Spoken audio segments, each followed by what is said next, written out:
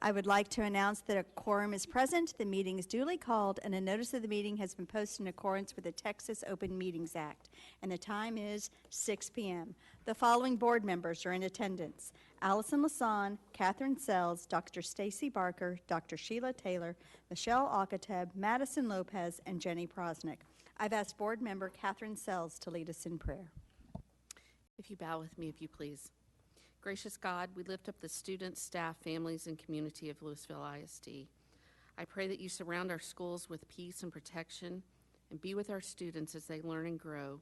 Give them confidence, curiosity, and hope for the future, and strengthen our teachers and staff with patience, wisdom, and renewed energy as they pour into others each day. I pray that you guide our leaders and those around this table to make decisions with integrity, compassion, and courage, always keeping the well-being of our students at the center. May our students be places of safety, belonging, and opportunity, and may every child know their value in our one LISD. We're grateful for this community and the work being done on behalf of children, and may we continue to support one another with grace and unity. In his name, amen. The board will now convene in a closed session as authorized by Texas Government Code Section 551, specifically 551.071, 074, and 0821. The time is now 6:01 p.m.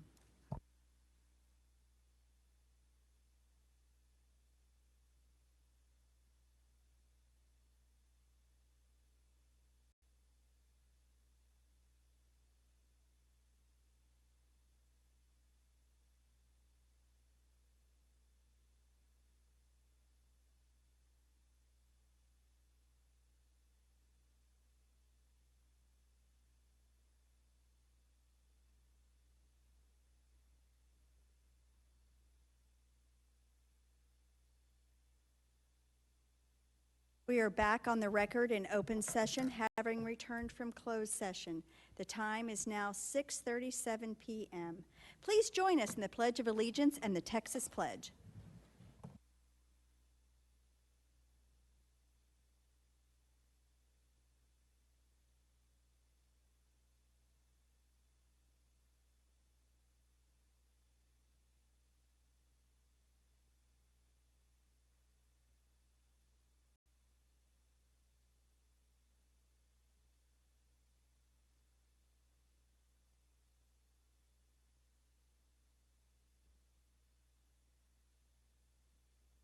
I'll now read our mission and vision statements.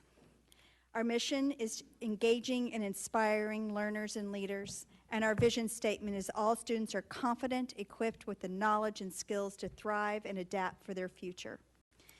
I want to take a moment and thank our facilities team, our safety and security team, and our transportation team for their really great work during this snowstorm, and how they worked really hard to make sure that we didn't come back together again as a district until it was safe for students. I appreciate those who worked during that time while the rest of us did a lot of dishes and fed a lot of kids.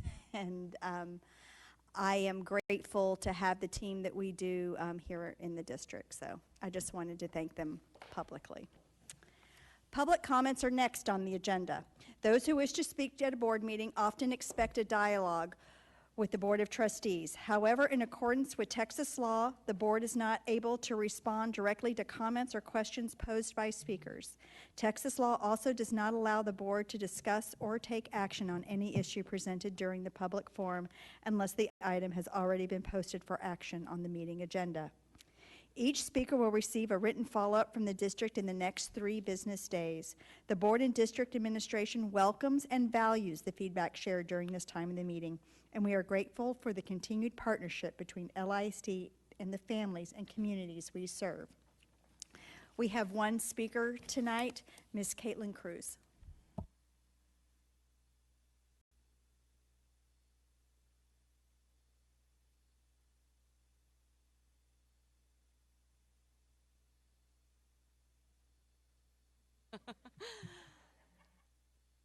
All right. Thank you, school board, for hearing me tonight. I really did want to show up tonight to say thank you for the recommendation you're making in regards to what the state said for SB 11. I really appreciate that the board acknowledges that students already have the right to engage in prayer and reading religious text during the school day if they please to do so, as long as it doesn't interrupt with their education or other students. And this is because of we already have the freedom of religion in our country. And I appreciate that you're also protecting students' rights for the freedom from religion, as well as teachers who probably don't necessarily feel comfortable leading these times. So I just want to support y'all's recommendation in not implementing time for prayer and reading the Bible during school, because students can already do that on their individual time.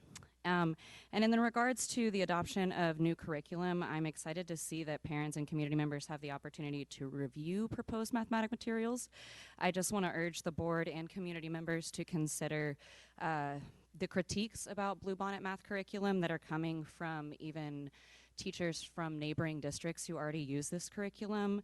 They are seeing that there are insufficient assessments, not that I necessarily think we need more assessment, but we do need adequate progress monitoring so that we can adequately identify shortfallings and identify students with disabilities in a timely manner so that we can give them their intervention in a timely space.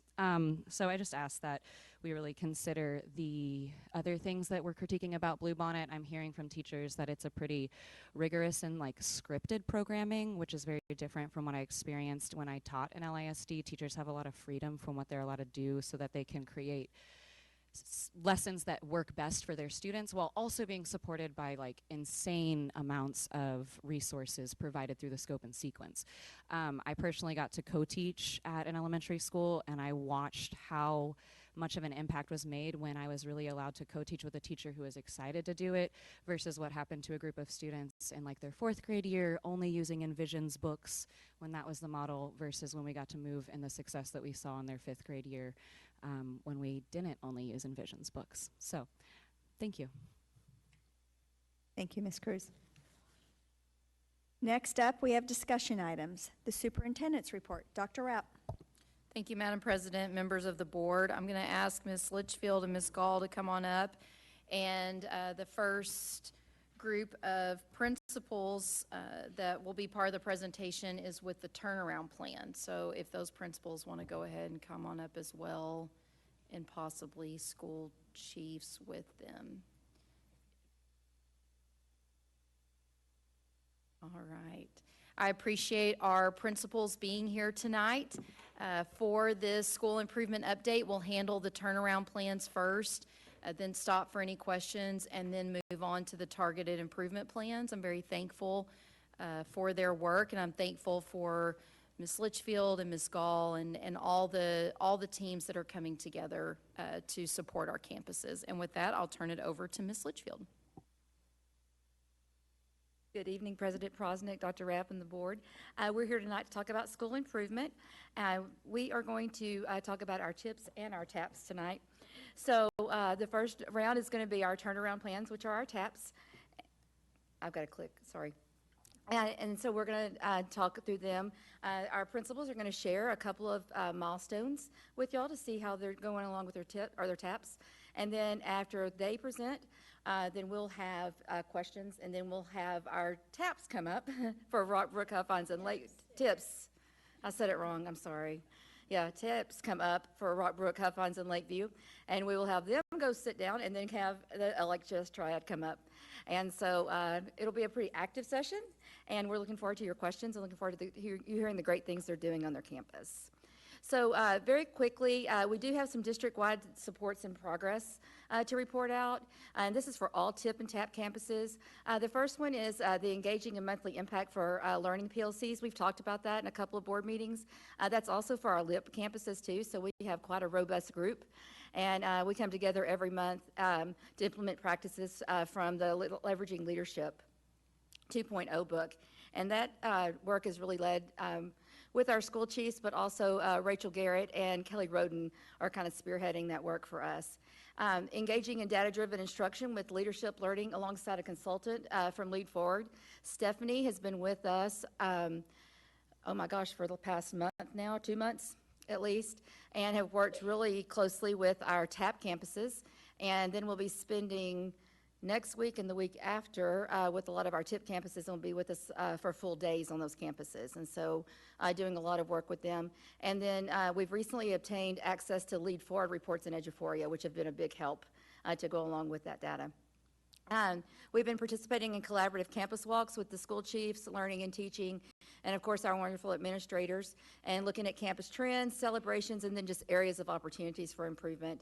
And those have been really beneficial. Of course, as we're doing this, we're progress monitoring our TIPs and TAPs, and utilizing various data sources, not only from Lead Forward, but also Dr. Fitzhugh's great at getting us the information that we need to have those discussions. And then just participating in district and HQIM curriculum training and supports through campus PLCs and coaching. So now, Ms. Gall is going to talk about data from all of our campuses. Okay, we're going to start with elementary mid-year data, which is a reflection of iReady at this point in time. As you've learned, there is a growth target for our students based on the beginning of a year assessment to the middle of the year. So we are reflecting at Mill Street, beginning of the year reading was at 24% on level, and middle of the year indicated 40%. A reflection of the 50% growth, 69% of students at Mill Street showed that growth, and then the combined on-level and growth, 78.3% of students in reading. At Rockbrook, tracks the same, 34%. Beginning of the year, middle of the year increased to 45% of those reading on grade level, and this is a K-5 data set. 50% of growth was shown in 68% of students, and then on level with the growth, 77%. So some good numbers. Moving on to the math for Mill and for Rockbrook. Math, of course, we've talked before, it's assessed differently because how we teach and what we get taught, what we are testing in iReady is looking at cumulative, and it's not yet been taught, so that's always a little lag behind, and that's similar to what iStation did in the past. So on level beginning of the year, Mill Street 5% has increased to 20%, and if you look at those with 50% growth, and on the on level plus the growth, we're up to 66% at the middle of the year. With Rockbrook, you can see the same type of information, 8% up to 29% at the middle of the year, showing on grade level across all grade levels, with a 50% growth getting to 61.2, and then combined 67%. And those are the indicators as of middle of year for Mill and Rockbrook.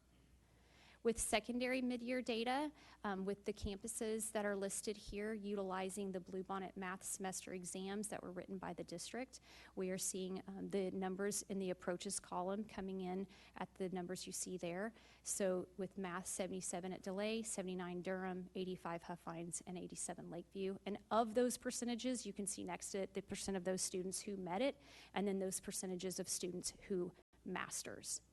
In the yellow, you'll see the Bluebonnet Math unit assessments that's in campus average. Outside of that semester exam, they take periodic unit exams, and so this is a comprehensive look at those exams given in the same numerical format, with approaches at 81 at DeLay, 70 Durham, 87 Huffines, and 92 at Lakeview. And then you can see how that tracks similarly with those that meets and those that are showing mastery on those combined tests. The reason we combine those is because they have smaller amounts of questions per time, so it's easier to look at the data over time. And those represent all of the classes at middle schools, grade 6 through Algebra 1. With our ELAR data, this comes from the district CBA. It does not include writing, so it's focused on the reading and the comprehension skill sets that are being assessed at DeLay. In the fall district CBA, 60% approached, 62 at Durham, 72 at Huffines, and 73 at Lakeview, with the percentages in meets representing those who are approaches, and then the meets, and then those who are approaches in the masters, 6% at DeLay, 11 Durham, 12 Huffines, and 20%. So showing some good, strong data at this time of the year. With LHS, we have the class of 2025 is who will be utilizing the CCMR components for 26 accountability. Do want to note that we do an estimate, as we've shared with you before, a 23% growth over the past 2 school years, which is excellent, and we're very proud of those results for that campus and the hard work they've been doing. These are some preliminary fall EOC data that's coming in and indicates the numbers you see there. So we put a fall comparison of 24 to fall of 25 for algebra, biology, English, and U.S. history. And then that goes over into your meets and masters column as well. So at this time, I'll turn it over to Ms. Bailey for some of her information she'd like to share tonight.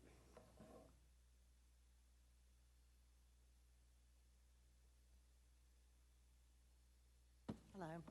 Hi. So as you know, we have 28 milestones we're working on. We've completed 15 of them. 10 of them are ongoing. Those are our weekly instructional meetings and data checks. The impact meetings that are done monthly, the data analysis, the professional learning that we've done assigned to the ESF factors 5.1 through 5.3. I will say that on the recent math CBA, we did hit our academic growth goal that we had set to get to, well, we were one short. It was 75. My goal was 75. We hit 74, but that safely gets us in where we were shooting for in our target. And we've really enjoyed the work along with Lead Forward to be able to look at the data in a much deeper way and continue to improve instruction.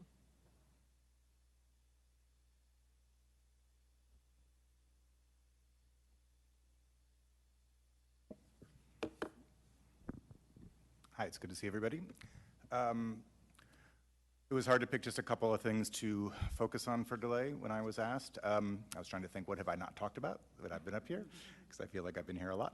The first one I want to highlight is what we've been doing, how we've been collecting data, and then what we've been doing with that data. So we have, thanks to Karen Seeley in Learning and Teaching, we have a great district tracker that is looking at all of our unit tests and CBAs and other things as they come in. That's providing kind of a holistic, general way that we can look at all of those tests at once and compare how we're going from one to the other. On the campus level, my data coach is going through each individual student and then creating a data tracker for that particular student. So we're able to color code those and kind of see at a glance which students are trending in which direction in both math and ELA. So between those two sources of data plus getting input from our teachers, we've implemented, since I was last here, what we're calling leveled up learning. It's an extra 28-minute block that we built into the schedule 2 days a week, Wednesdays and Thursdays. Everybody, not everybody, somebody has to man the office. Almost everybody on the campus has a group. I have a group, and it's either in math or reading, or in 8th grade we do have a couple of science and social studies groups. They're all 8 students or less. We have curriculum that we've adapted from Lead Forward for 3 of the content areas, and we're kind of homegrowing, if that's a verb, homegrowing our ELA just to meet our needs best. We have over 280 students that are in that, and the students who are not in those small groups for tutoring are still doing some kind of extension activity with an electives teacher or a PE coach. So everybody is active. This would have been week 3.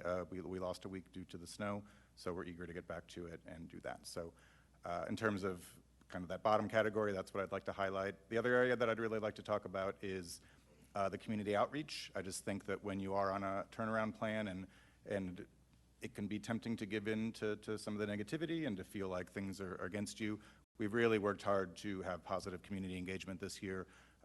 We have 9-week awards, which we've instituted since I've been there. This time we had over 170 students who received 9-week awards, great attendance from parents who showed up. We've had several parent events where we've had good turnout. Our Harvest Fest was successful again. Our communication has been more than ever in terms of keeping them informed and keeping them active. So our house system is bursting. Kids are earning points for this, that, and the other. And we're just trying to keep as many positive things going as well, along with all of the academic focus, because school is a complicated place and you can't just focus on the academics without trying to build some confidence and self-esteem at the same time. So that's what Delay has to say. Thank you.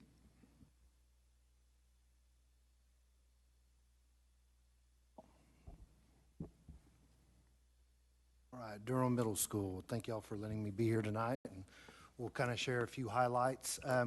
We currently have met 36 out of 37 milestones. The one thing that we have not fully implemented, what we have gotten started, is some pull-out tutorials from our math and reading labs, targeting some of our critical students, and so we've actually started that just this last week, or actually the week before last, since we weren't in school last week. Two things I'd like to highlight. Our levers are really more focused around 1.3, what the campus administration is trying to do. And so we've increased observations and feedback with action steps to help improve Tier 1 instruction, which is leading to student performance. And we've committed an administrator, 100% of her role is focused on that. So it's really me and her focusing on being able to get in classrooms more. We've been able to get in over 178 trend walks, and then also in addition to that, lead and additional walks. So we've been really able to get in and see what's actually going on in classroom, and then along with that, giving teachers feedback to help drive instruction and everything, and give them action steps.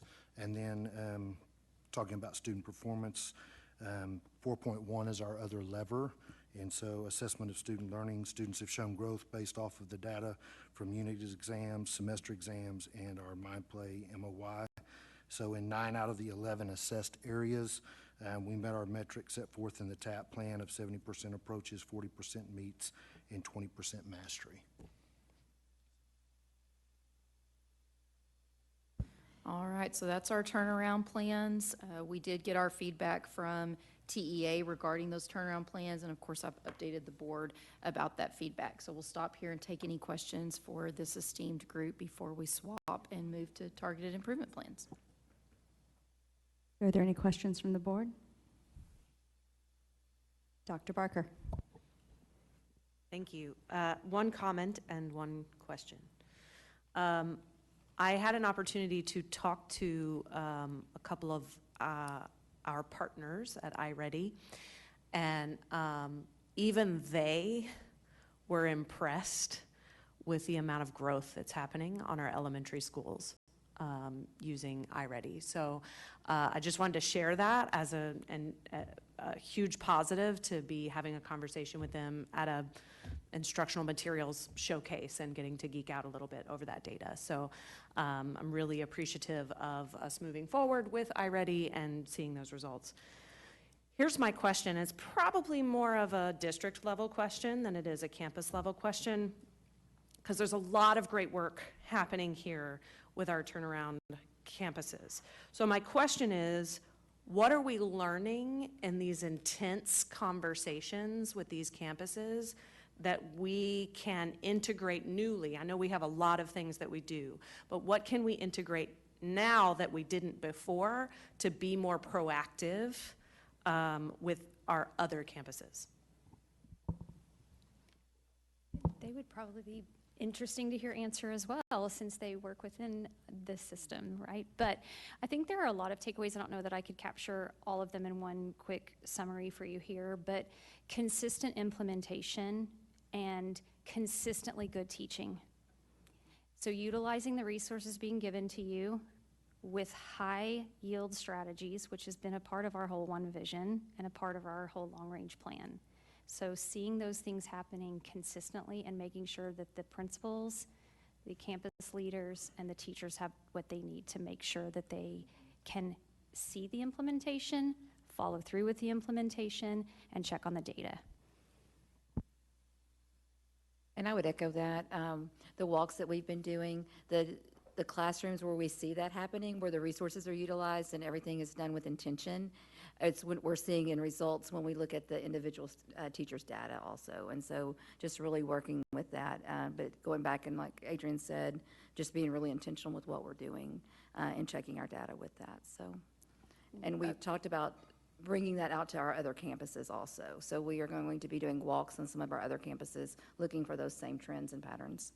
A couple of the takeaways, and of course, the team from Learning and Teaching presented last month, but the bilingual program model is still a huge piece of conversation about needing to adjust that at the elementary level, and then some data that we'll talk about tonight regarding our percentage of special ed students. Special ed has been a conversation that has come up quite a bit, and what we've heard from our TEA contact along with our Region 11 contact is it comes up quite a bit in all the districts that they work in.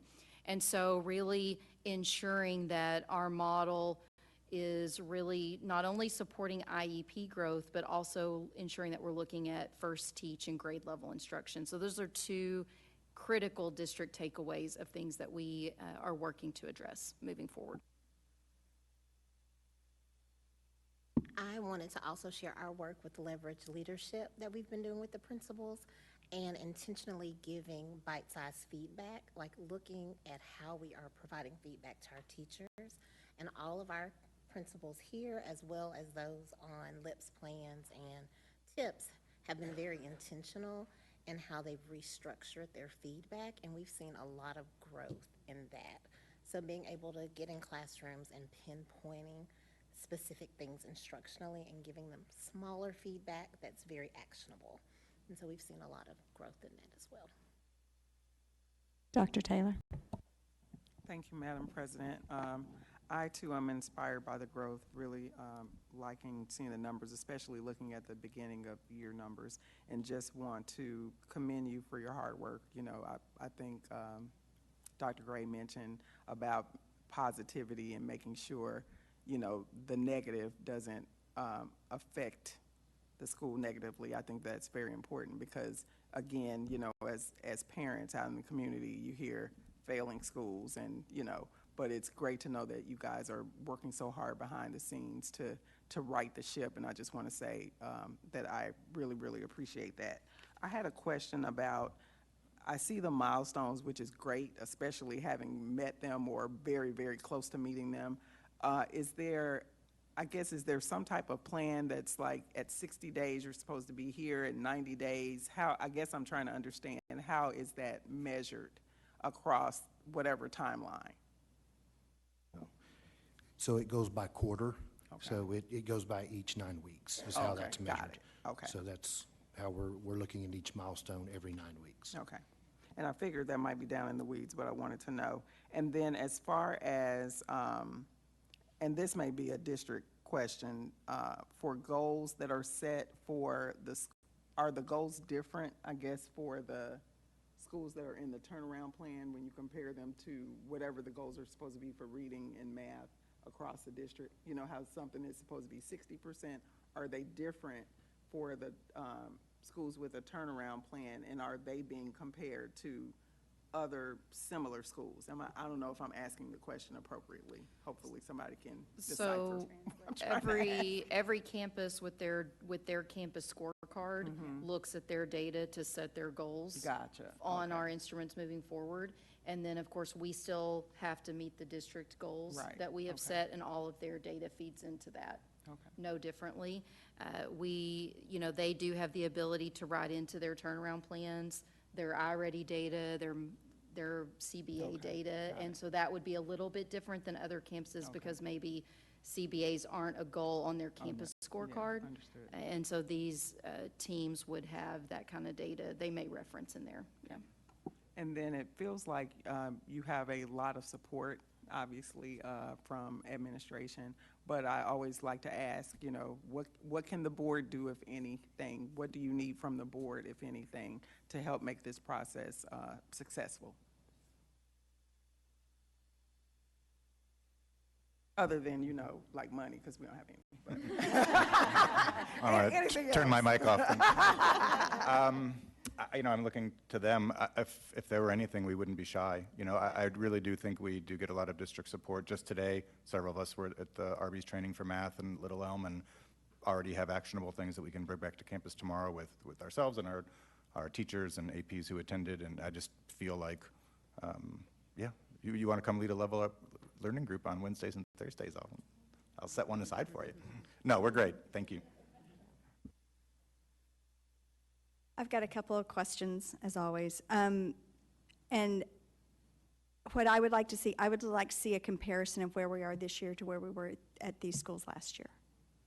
I'm impressed with the growth we have this year, but I'd like to see where we were at this point last year with the same, and that also, that's also for the TIPS as well. And my question on the data is, does that take IEPs into account, or is that without IEP? The math middle school data has resource-specific classes and inclusion students included, but the resource kids had a modified version of a test. The reading is special education students who are integrated into the classroom, not self-contained. And for, iReady, they all take it, they all take it. So Yes. that, there's that, but. unless they have an IEP exemption because of Okay. being in a specialized classroom. I just wanted to know that we're looking at what I call like the raw data than what we will see towards the end of the year. Dr. Barker took my question because I do think that we need to learn from this for across the district. And what we see that has been impactful and useful, and what you see on your campuses that has been the most impactful. And by the way, what also hasn't worked, right? Like, I mean, I want to know what hasn't worked as well, that you thought this was going to be great, and it just didn't work. Because I think that we have opportunities across all of our campuses to make these kinds of positive impacts and to see this kind of growth. I am grateful that your students are seeing this kind of growth. I'm very bullish that I think every student in our district deserves to see this kind of growth, and not just those at campuses that have targets, if you, I mean, I hate that word, but that have these kinds of implementations on them. So I'm grateful for your feedback. I'm grateful that what we're doing is working. It's evident in the scores that we see, and as always, Dr. Taylor will be there on Tuesdays and Thursdays for you. I don't know about both days, but yeah, I got one. So that's, are there any other questions on the turnaround plans? Ms. Sells? Yeah, I just wanted to commend Delay on the parent involvement. And I think you've probably heard me say that I was there for 3 years as a mentee, and I went to my, or as a mentor, I went to my mentees. That would have been awkward, but I went to my mentees' events, and her mother never showed up. Never met her mother in the 3 years, come to any of her events. And I know that it was a hard parent group to break into. And to be honest, I didn't know how you were going to do it. But I just wanted to encourage you, good work, everybody. But I think that we know that, and this is not to discount instruction, but when there is importance in the home on education, it bleeds over into the school day. And it was a battle I fought with that little girl every single time I went to visit. So I just wanted to encourage you to continue that, even though I know it's a struggle. But I also wanted to encourage the district to look at maybe some resources that we had that maybe really target specific groups in some of these areas that maybe are not on campus, but that could be out in the community. And the city of Lewisville has asked us what they could do. I think we could find an opportunity to find a bridge, a gap between a city liaison that could help us, because there is a certain population of those parents that maybe trust the city because they're paying a utility bill or whatever. And I think that if we're going to reach some of the parents, that maybe a partnership with the city is a way to do that.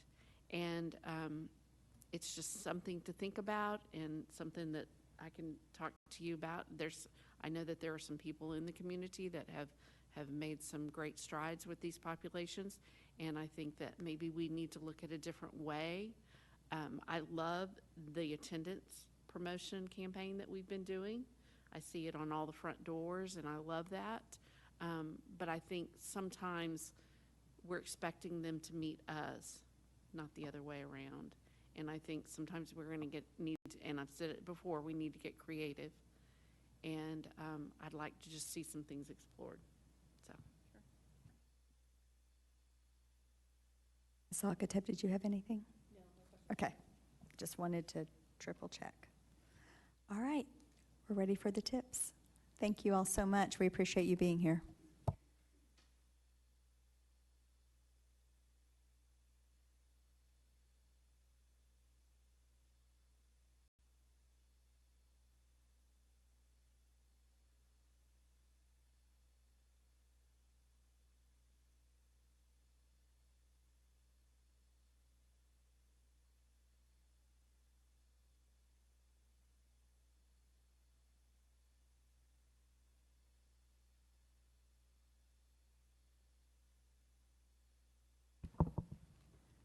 All right, first up, we have Dr. Patrick Guy for Rockbrook.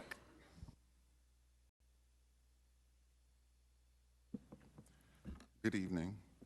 I'd just like to say also thank you for letting us be here and speak on behalf of our campuses. Rockbrook, at the beginning of the year in writing and developing our tip, we focused on two levers, leadership and planning and effective instruction. Both of these were selected and grounded in improving outcomes for students. As far as leadership and planning, some of the big things that we have done, we completed a detailed needs analysis where we looked at multiple data points, STAR data, iReady data, other historical data, and our year-over-year data. And based on that, we set some campus goals for the year. We set those goals by looking at that data, but also looking at our campus comparison group.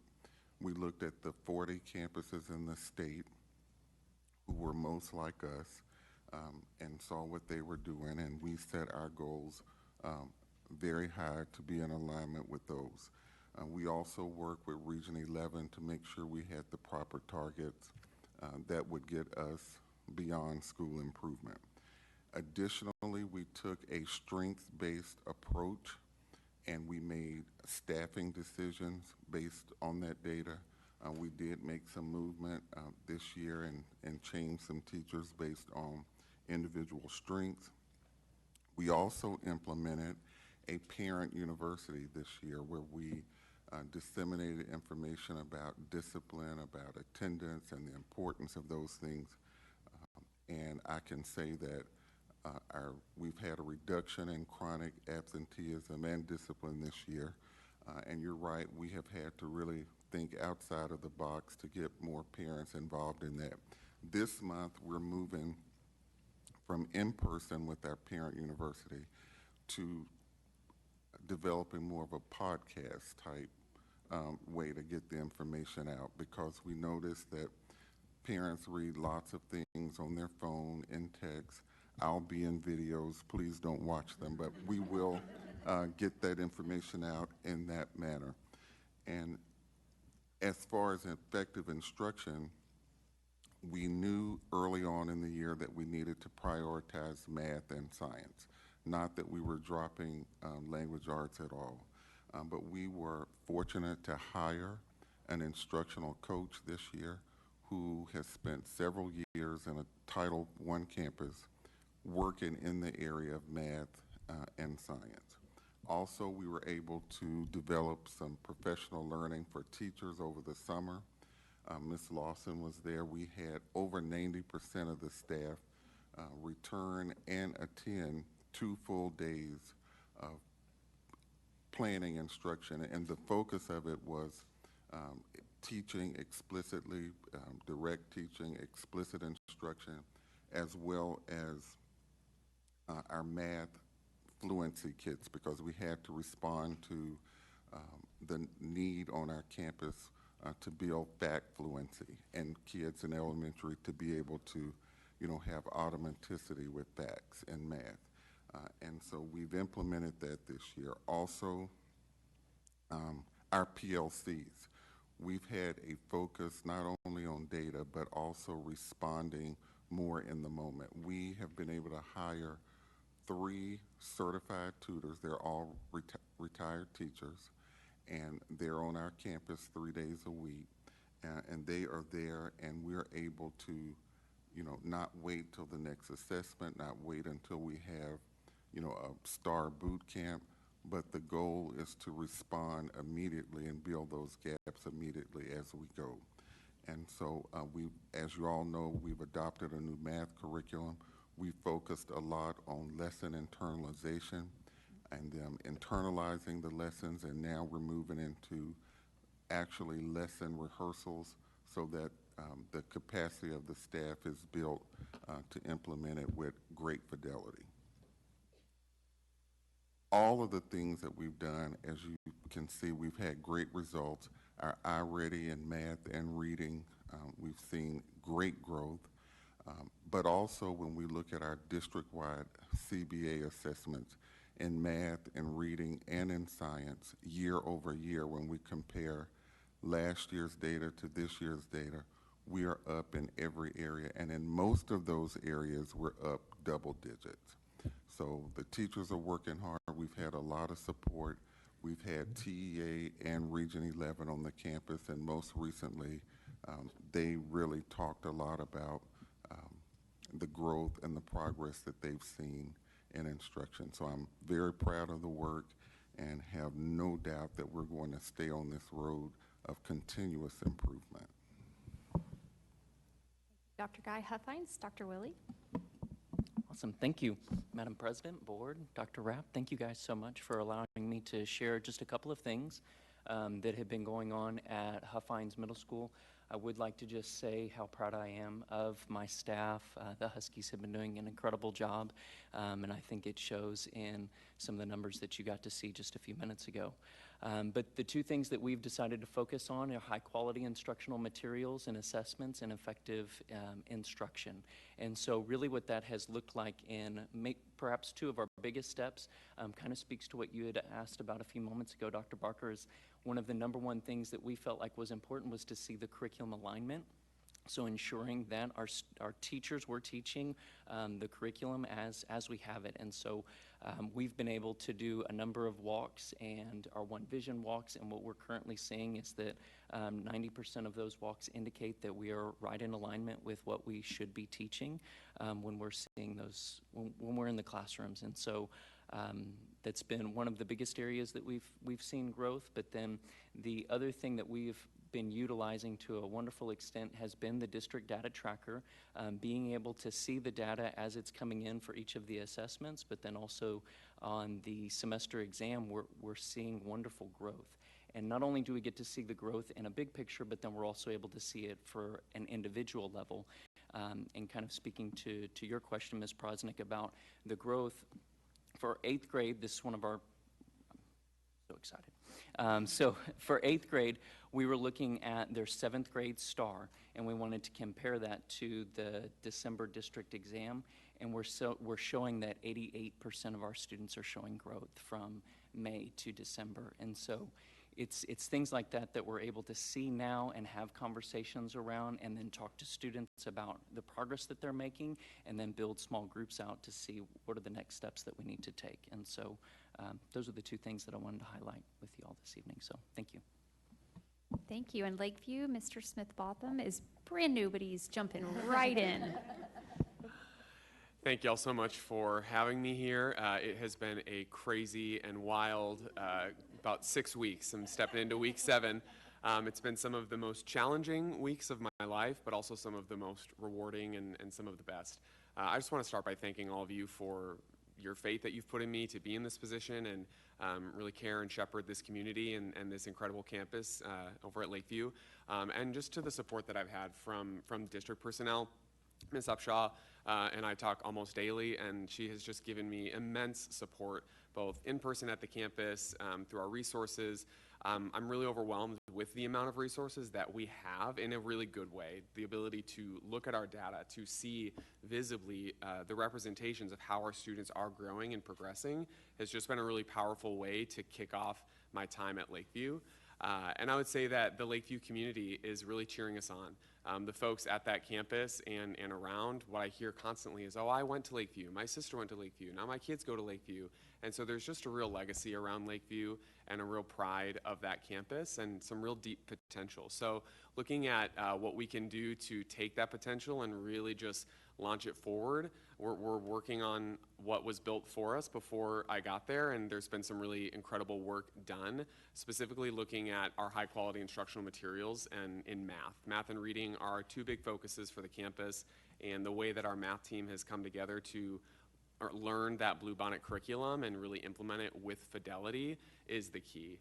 With Lakeview, what I've seen over and over is that it needs consistency and it needs stability. And the more consistency we can give it, the stronger it's going to be as we move forward. And the staff has been communicating that with me as well. Had an opportunity to sit down and have a one-on-one meeting with every single person that works in that building and really just hear from them. Because I think that the smartest person in the room is the room.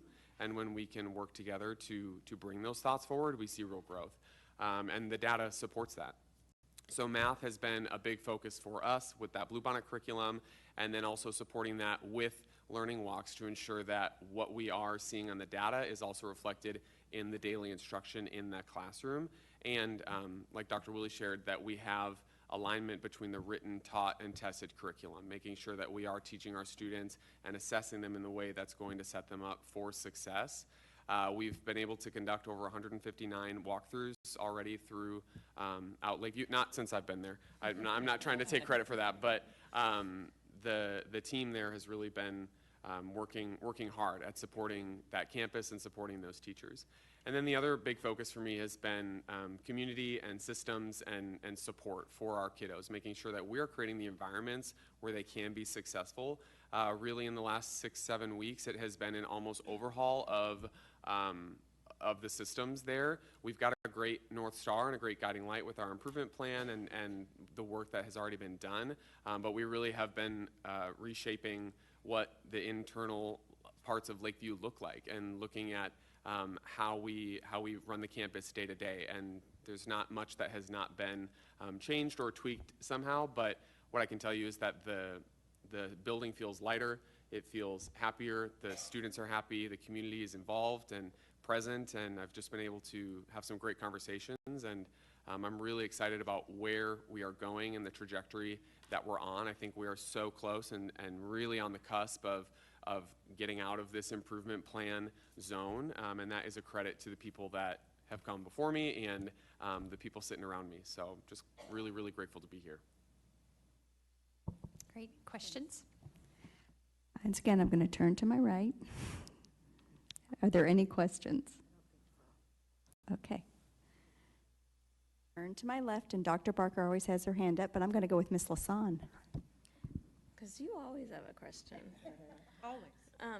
So I guess really, I just want to focus on Dr. Guy because, in a good way, don't worry, it's all good. So how long have you been with us now? 6 or 7. Okay. 7 years. That's what I was thinking. 7. And just so, oh, no, we're not going there. So I've been on the board almost 9 years. So I really remember you coming in and Rockbrook being almost just really kind of a problem child. And then you have come in and just done a lot. I'm just picking on him, sorry. But, I'm just so very grateful for the things that you have done over there and the consistency that you have given Rockbrook. And I mean, I know we had staff turnover all the time at Rockbrook, and it was just a big problem. And I don't know. I think your staff turnover is probably typical now. So, but it's your fault because you said something that made me think about this. So, it's I'm grateful for you, and I love and this is just more of a comment. I love that you're talking about different ways to reach the parents. I love the Parent University, and I think all of us went, whenever you said podcast, we all went, oh, up here, and so, I love that, and so anyway, if you wanted to make a comment about any of that, feel free. But No, I would just like to say that it is a great team, and anything that we've done there, it has been collectively, so thank you for acknowledging that, though. Ms. Lopez. I was late to the draw. I just had a comment. I actually wanted to say the podcast is super exciting and goes directly to Ms. L's point about being creative. I just applaud the work that all of you are doing. You're clearly putting in the work, and the rewards, the fruit of your labors, it's evident in the data. And so just want to say thank you, and I'm excited about the podcast. So great. Dr. Parker. Thank you, Madam President. So I mentioned before about the iReady, so I include you in that, Dr. Guy, but you said my 2 favorite words, which is continuous improvement, so I had to point that out. And that's what I do on a day-to-day basis, so to hear that, it just sparks. So, but I failed to talk about the middle school data before, so delay in Durham, I apologize, but you're going to get a little bit of this now, too. So one of the things when I several years ago when I was an accountability consultant, we used to toss around this yardstick of 90-60-30. If you could get to 90-60-30, 90% approaches, 60% meets, 30% masters, you can get an A.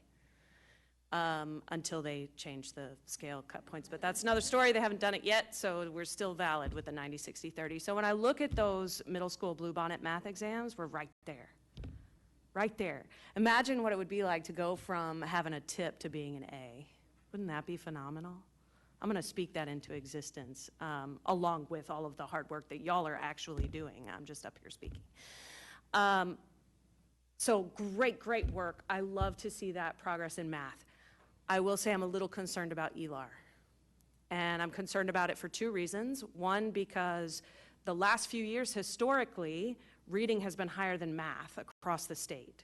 So to see those flipped right now just makes me a little bit nervous on these 4 middle school campuses.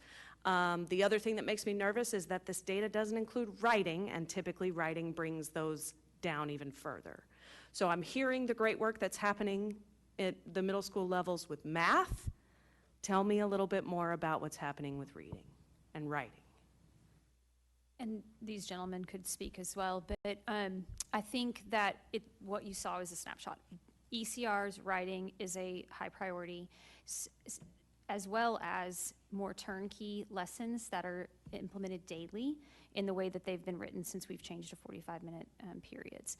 And we have Mr. Sean Hood has just recently left us, but he's left us in good hands, and he's continuing some of that work under the direction of Ms. Seeley to help the middle school campuses still have access to high-quality resources and instructional moves written within the curriculum so that they can make sure that the expectations are clear to the principals, so that it's also then clear to the teachers, so that when they get in those classrooms, they can see what the students are engaging in to keep the rigor very high, plus those strategies. They've also been a part of the PLC pullouts for the same campuses, so when we have had district-wide PLCs, we've included the tested content areas. It's not just been math. They've had the same attention. It may not feel like it right now just because we are in the midst of the change with that math, and so we're more accustomed to the language arts. It might be that familiarity is why you don't hear it as much, but they're also using the mind play data and the trackers and multiple assessment measures in order to continue monitoring that progress. I was going to add on too, I'm glad you asked, because we had to kind of isolate down, but I mean, we'll have any chance to brag on our campuses. I think specifically at Lakeview, we've been able to use some of our title funds to fund some additional coaching that has been embedded into the day at Lakeview. So we've had a campus coach there that we share with several other campuses who has been working alongside our teachers, co-teaching with them, planning with them, meeting with them in PLCs, especially as we've been building back the administrative team at Lakeview, and that has been a real resource for us to just steward what we have wisely in supporting great outcomes for our kids. And so he's been doing a great job with that. And then also the training that we've been getting with Lead Forward and looking at what is the data that we have, and who are our kids that are not only on the bubble and close to going a little further, but who are the kids that have fallen backwards, and who are the kids that are on the bubble but they came from an entirely different category and are showing an extreme growth potential. And so that has been a real focus for us. Lakeview is stepping into a time right now with another tutor that's going to be coming in and working with groups of kids 2 days a week. And to pick those kids, we really isolated down who are those kids who are not only close to moving up a level, but also showing real potential for growth so that we can meet their needs as well. One of the things that I'll talk about is just the curriculum and seeing how it has changed and been for the better. Especially if you think back to last year, we were still kind of going through the growing pains of unblocking ELA. And so that was one of the biggest things that I felt like last year. It was trying to figure out how to go from 90 to 45. And so this year I feel like it's become much more of a streamlined process where we were able to learn from last year to this year. And the piece to data is we do have the study sync, we have the mind play data, and one of the things that I'm excited about for us specifically is we're going to be doing STAR interim testing on Wednesday for 6th, 7th, and 8th grade English and reading, and so that's going to give us, I feel like, our best look at seeing exactly where we're at and the progress that we've been making. And I'll just add, 88% growth is pretty high up there on 2A too. So I've got high hopes for all of your schools and how they turn out this year. Thank you so much. I appreciate you all being here. For Rockbrook, I want to say I really appreciate that all of your things are based on adult behaviors, especially when dealing with elementary. And I think that is something that you have championed, and I think that is one of the reasons I think you're an amazing leader on that campus. And I appreciate the work that you do and that you let me show up in a costume on your campus. I did have a question for Lakeview. What's the biggest change you've made? You said you've made all the changes in the world just in the daily stuff. So I want to know what the biggest change you've made and what you feel that impact has been in your whole 6 weeks. Oh, man. That's a good question. I think one of the things right away was in meeting with all of the staff there, finding out what are the areas that we have immediate need that we can fix right away. Just whenever there's a transition, there are things that fall through the cracks. And so I wanted to isolate down what those pieces were. And I was hearing the same things over and over, and it was just basic tier 1 behavior support for our kids. And so met with our leadership team, and we really isolated down what are the things that we want to see our kids doing in a positive way. And then when we came back in, this all happened in the first week in December before break, then used break to kind of build it out. And then in January, right when we came back, we had what we called a leopard camp. And it was the first day in each class. They focused on different behaviors that we want to see throughout the building. And we were able to take, it was a cool tool. We used, it's called Notebook LM, used some AI to take the behaviors we want to see, put them into that tool, and it created these really great videos for us that we were able to share with the kids. And then I think the kicker was that I shared those with the parents as well through consistent newsletter, and ask the parents to please watch them, because this is what we're asking of your kids, and it's important that you're using the same language as us. And that has really made a marketable difference in just the way that the hallways feel, look, what we're seeing in the classroom. We're not having as hard of a time finding subs. Really, we are almost turning them away, and so it's been fantastic. And then I'd say too, I occasionally make pancakes for the parents, and that helps too. So that's been helpful. Sugar, salt, and fat. It's what every district actually runs on. I did have a question also about the One Vision walkthroughs. How long are you in those classrooms to collect that data?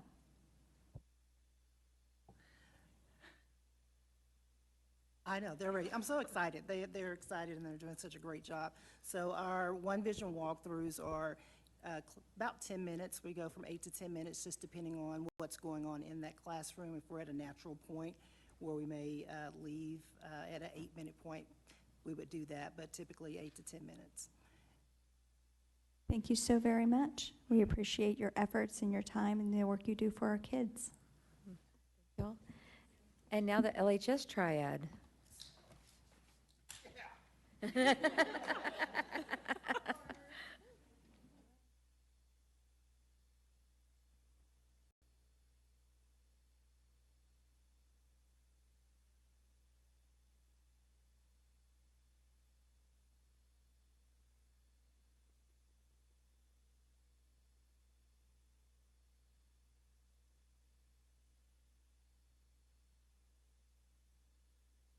Good evening.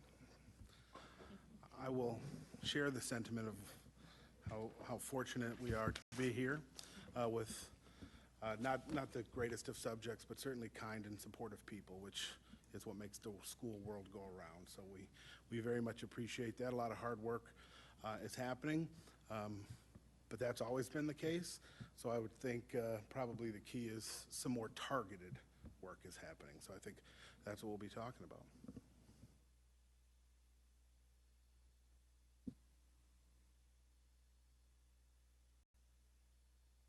Hold it. Sorry, I've never used this before.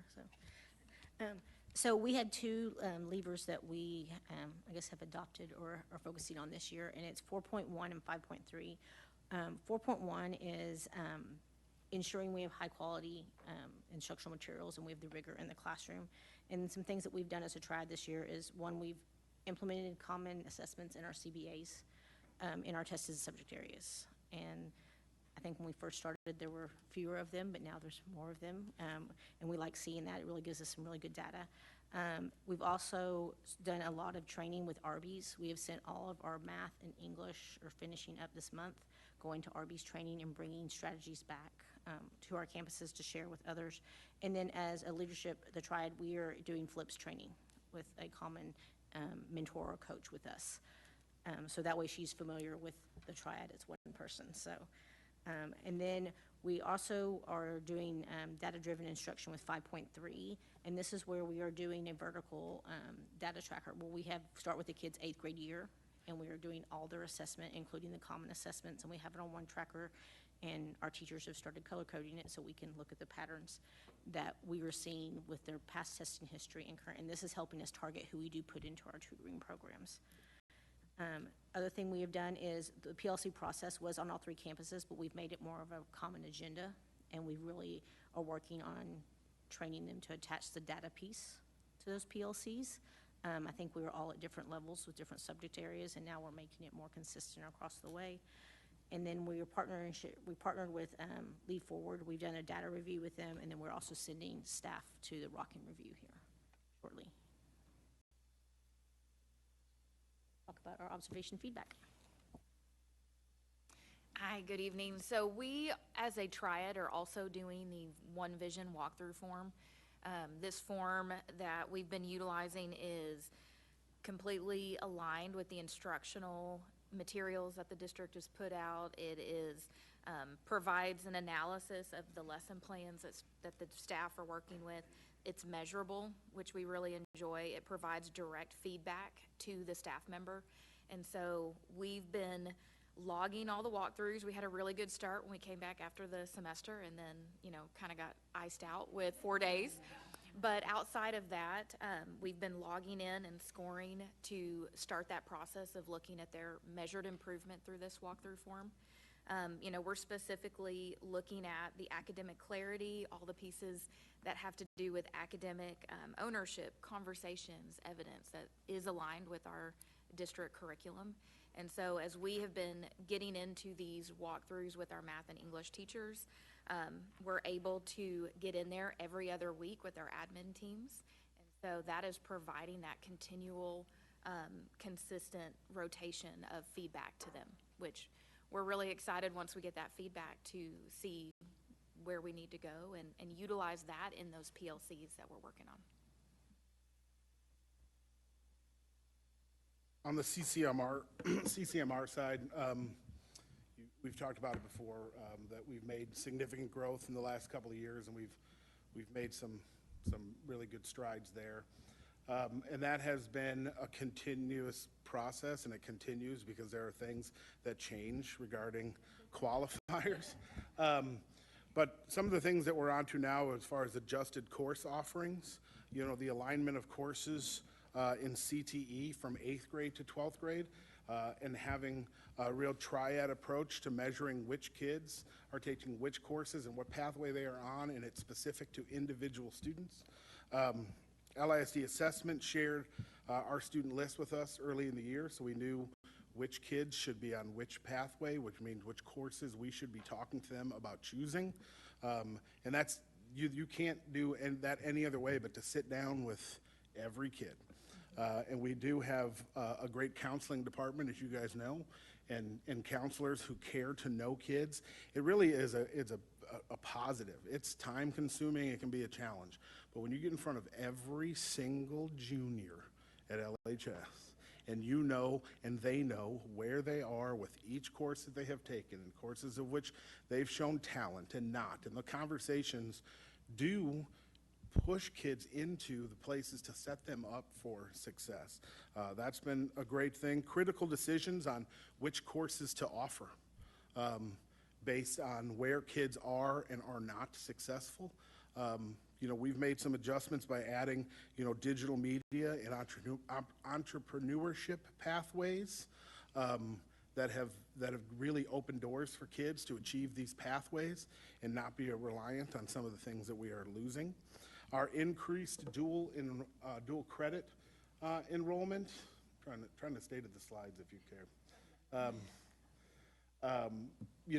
has been very meaningful. And again, you can't do that unless counselors are sitting down with kids individually to see if they don't have the standard measure as to why I might take dual credit English, but the truth is I do have all these other things about me. I'm a motivated kid.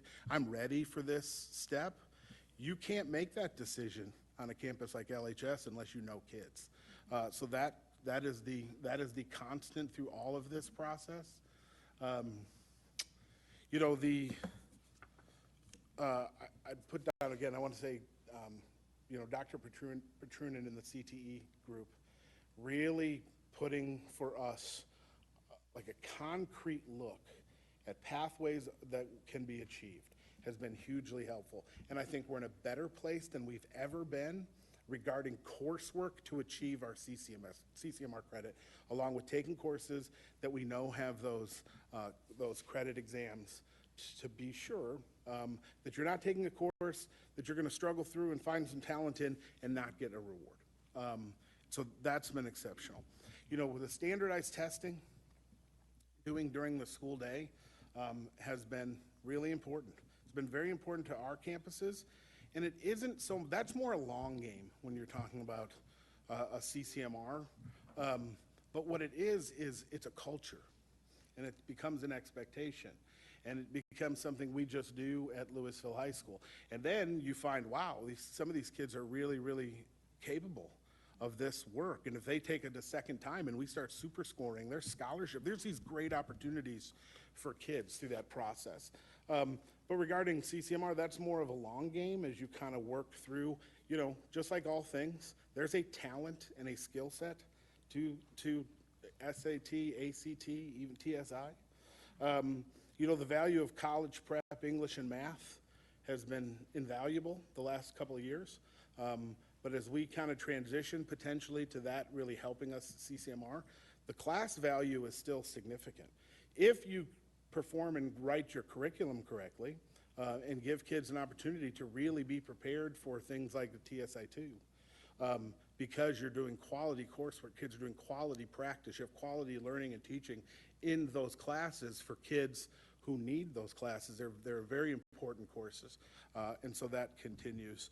And then I think probably what I'm most proud of is the master schedule alignment, which, the hard thing about the triad is it's one of the hard things. There's many beautiful things. But one of the hard things is it's hard not to be an individual campus, because ultimately we are 3 principals with 3 staffs and 3 student bodies, even though there's overlap. But we're not 3 campuses really, and it's difficult to say, hey, we need these courses for the end game. We need these courses at Harmon, and we need these, but they're not the same kids. And it's not always the same situation. So in order to make that alignment, it takes really great leadership from the district.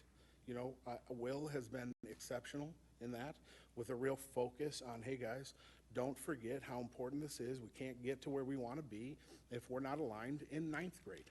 If we're not aligned in 10th grade, that doesn't end. If we don't help each other with offering courses when I just can't squeeze it into the master schedule, but you know what, we'll make it work. We'll have some Harmon kids taking it at Killow, and we'll have some Maine kids taking it at Harmon, and the leadership there from Will and certainly beyond, but we'll give Will the credit, has been very, very important, I think, to the growth, and I think, like Dr. Barker, like you said, the continuous improvement and continuous growth regarding CCMR.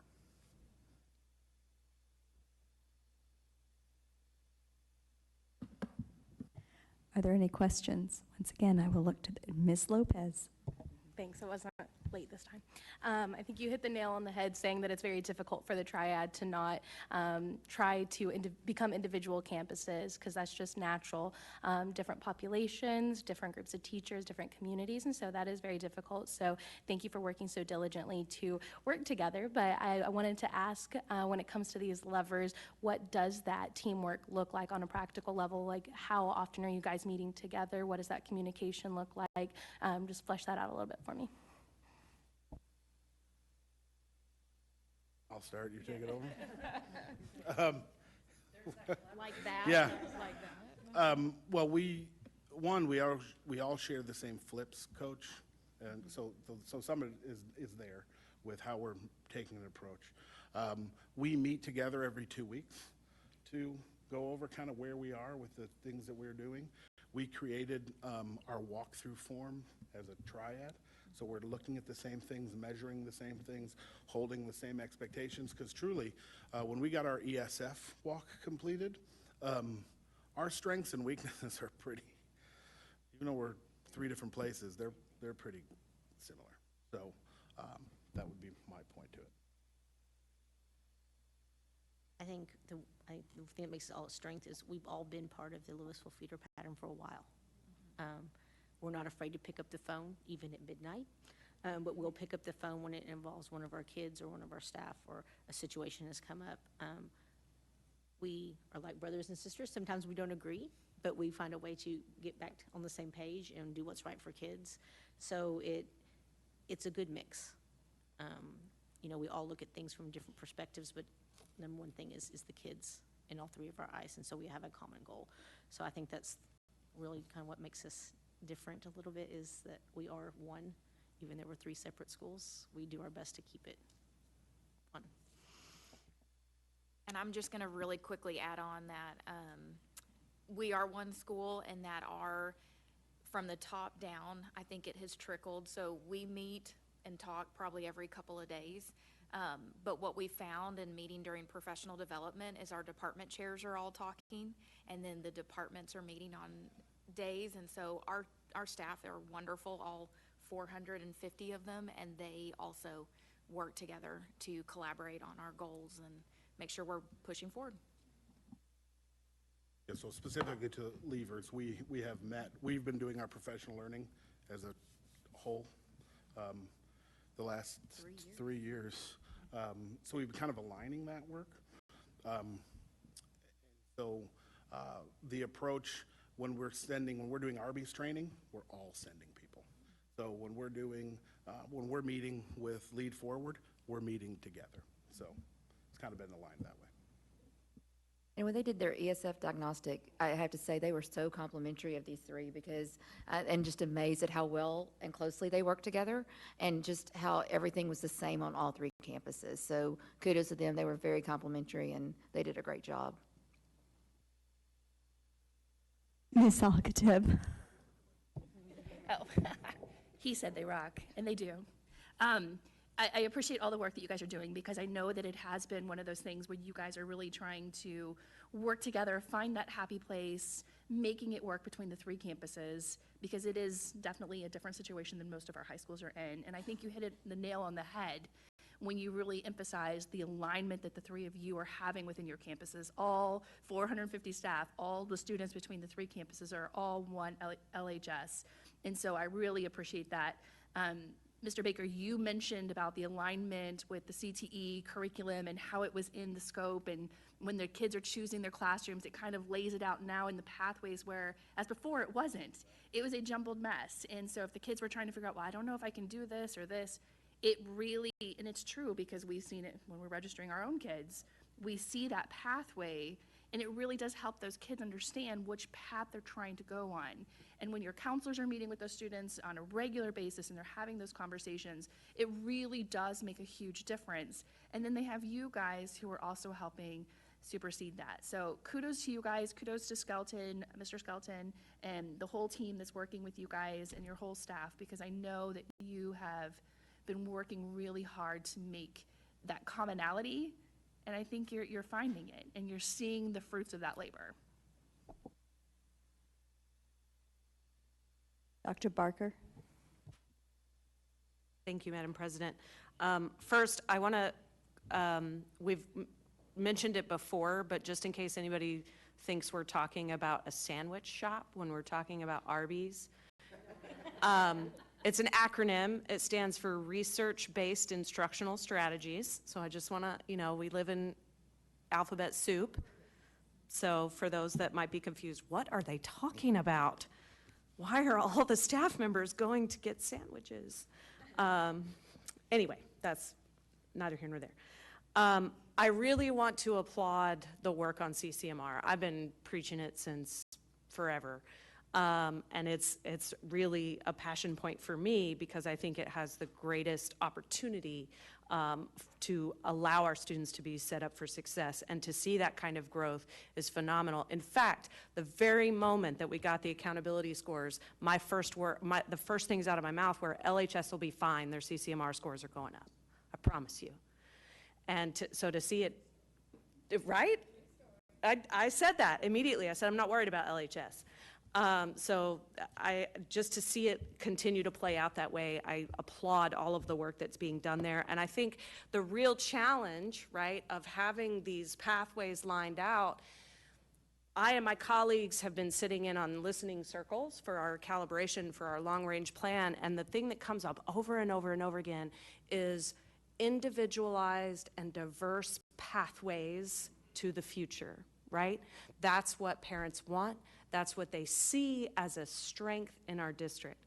So I appreciate this delicate balance that y'all are going through of maintaining that level of choice and increasing offerings in some areas where we haven't had them before, while also knowing that there is this number that we have to get to in order to not be in trouble with the state. And one of the things that you said that made me really think about, because every month I feel like I'm like, watch out for college prep courses. Don't rely on college prep courses. I'm like a doll that you pull the string in college prep courses. But what I loved is that what you said, to see the opportunity to use those college prep courses, not as a compliance tool for accountability, but as a learning and a growth tool for students to get where they want to be. And I think if we sit in that spot of seeing what is the tool that helps our students be successful, the accountability will follow. So thank you for saying it the way that you said it, and for continuing that work to help every student be successful. Well, and just real quickly on that point, I think it's important to note that what the state data shows, and Dr. Fitzhugh's analyzes, it's in the TAPER report, is that you see the state trend to over-rely on the college prep courses. We have not done that. Our data shows that. And so even though some of our CCMR data has lagged behind what people may see in the TAPER and in the state, we haven't over-relied on a measure that's about to go away. And so, I'll be excited for that conversation when Dr. Fitzhugh presents the TAPER on Monday night. Ms. Sells? Well, Dr. Barker stole a little bit of but I was going to say it in a different way. And I think using those as tools and seeing those outcomes allows not only them, but also the children, our students, to see the potential that they may have. And I think that is key. And we heard about the counselor visits. I think some of these children come from a place where there's no encouragement to what they could be. And I think that these tools that we have and people like you are a resource too in overseeing that is key for these kids to be successful, for these students to be successful. And I think it's just amazing. I did have and this is just really nosy, how much time do y'all spend on each other's campus? Do you ever in a year say, I'm just going to go over and walk? Yeah. Our school gets the most visits, I think, because we're in the middle. Yeah. So I only get to their campuses a couple of times, each per year. they get to Maine more often than that because of just the geography and all things. But we're pretty familiar. Yeah. I just think it's key. Yeah. Because when you're working like that, you can't, I know you're talking about that unity and that one, and I mean, you've come from feeder and you grew up in there, but it's key because you may think you know, but I love that twice to be on their campuses, that may be all it takes for you to see something that maybe triggers a change or something. So I just was curious. So thank you. I was just going to say 3 years ago when we all started, we called it the One Love campaign, and we became one, and we started making our staff and everyone, it was probably the most uncomfortable thing we did as a triad.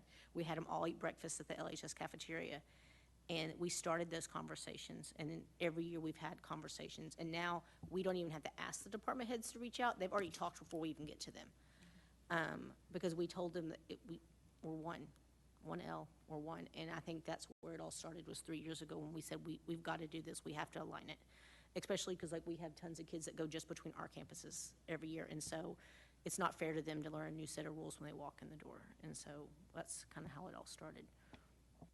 And imagine where that one came from. Dr. Taylor.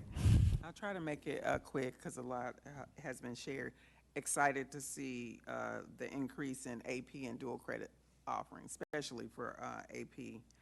Just wanted to provide really a personal story because we can sit and talk, data all day, but to really know how what you're doing affects a student, I think is important. So Mackenzie, I don't know how she ended up in entrepreneurship. She wasn't really happy with it, but her counselor talked to her about it, and I just think it's important to know, loves the class, has already said she's starting a business, basketball training kids, has her first client, and I'm like, she never would have guessed that, I really don't want this class. I don't want to do entrepreneurship, and it's starting a bit. I just think it's great. So I just want you to know that you're really making a difference. And for the kids, we know the background, we know the data behind, the kids and the population, but you are really making a difference for the kids to be successful. I hear all the time about her friends that are in the cosmetology class, putting the flowers, floral design, cooking, and I just think it is the greatest thing ever. Kids that I saw her grow up with that didn't talk about the future, they talk about it with excitement. And not everybody's, going to talk about college, but they're talking about ways that they can be successful, ways that will matter for them in the future and that will give them high earning power, to be successful. And I think that that's just so important. So I just want you to know you made an impact on my kid. So. Well, thank you for a personal story, because I think for all three of us, and really everybody at this table, because I know how you guys have always been, it's about kids. And if we can have great things for them, it's why we struggle, why this is hard. It's not hard because it's a D. I mean, you know how many people have asked me about that, honestly? Next to none. So that's not, what makes it hard is it's a reflection for your kids. So you're not doing the right things for these kids that we care deeply for, in a community we care deeply for. And when you can make personal stories about, and somebody's a little bit better because of a conversation they had with their counselor, because of their own worth in seeing, I got some talent here. I took this, I didn't even want to do it, but wow, I'm actually pretty good at it. And man, I'm really good at basketball. And it becomes something, that's where the real gains are. So thank you for making it personal. I'll just add that those gains are not seen in a test score. I do have a question. Sorry. How quick is the feedback? 'Cause you talked about giving the feedback after the walk. So how quick is that feedback to teacher, department, et cetera? It's immediate because Google is immediate. So the form is on Google and it's shared with just that one teacher and their administrator. So as soon, and we've instructed our admin team, when you leave that classroom and you're filling out that feedback form immediately, the teacher can literally end the class, and then if conference period or whatever's next, they can see it just like that. And I'm going to give the board a little bit of credit because it was the board's challenge to counselors to see every kid at minimum twice a year. Could absolutely see them more, but it was a challenge from this board, and how we also staffed counseling and provided the funding for it. So I'll give us a little bit of credit on that aspect, because I agree with you. It is about a conversation, and it is about a face-to-face conversation, because it's real easy just to, pick something out online, and it's a little different to have a conversation. So I'm very proud that we do that not only at LHS, but we do that at all of our high schools and ninth grade centers. So I'm very proud of that we've done that. I appreciate the intentionality. I agree with Dr. Barker. I am completely confident in moving forward and what those CCMR scores are. I do have a question for the district. So we are providing during class day to take the SAT, et cetera, TSI.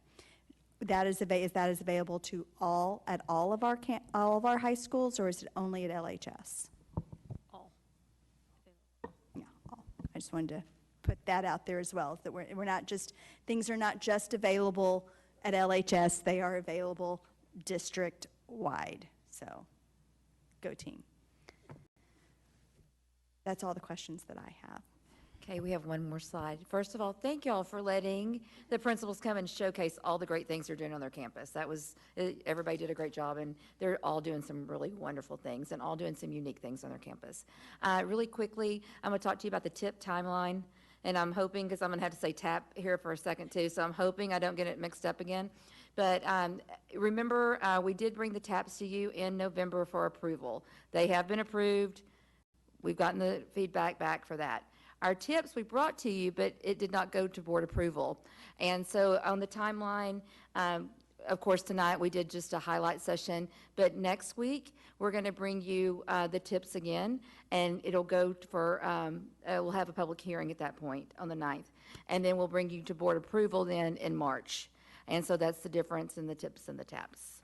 And do you have any other follow-up questions about any of that? Okay, thank you all. Well done, good job. Tip tap. Next, we have Human Resources Report, Ms. Cobb.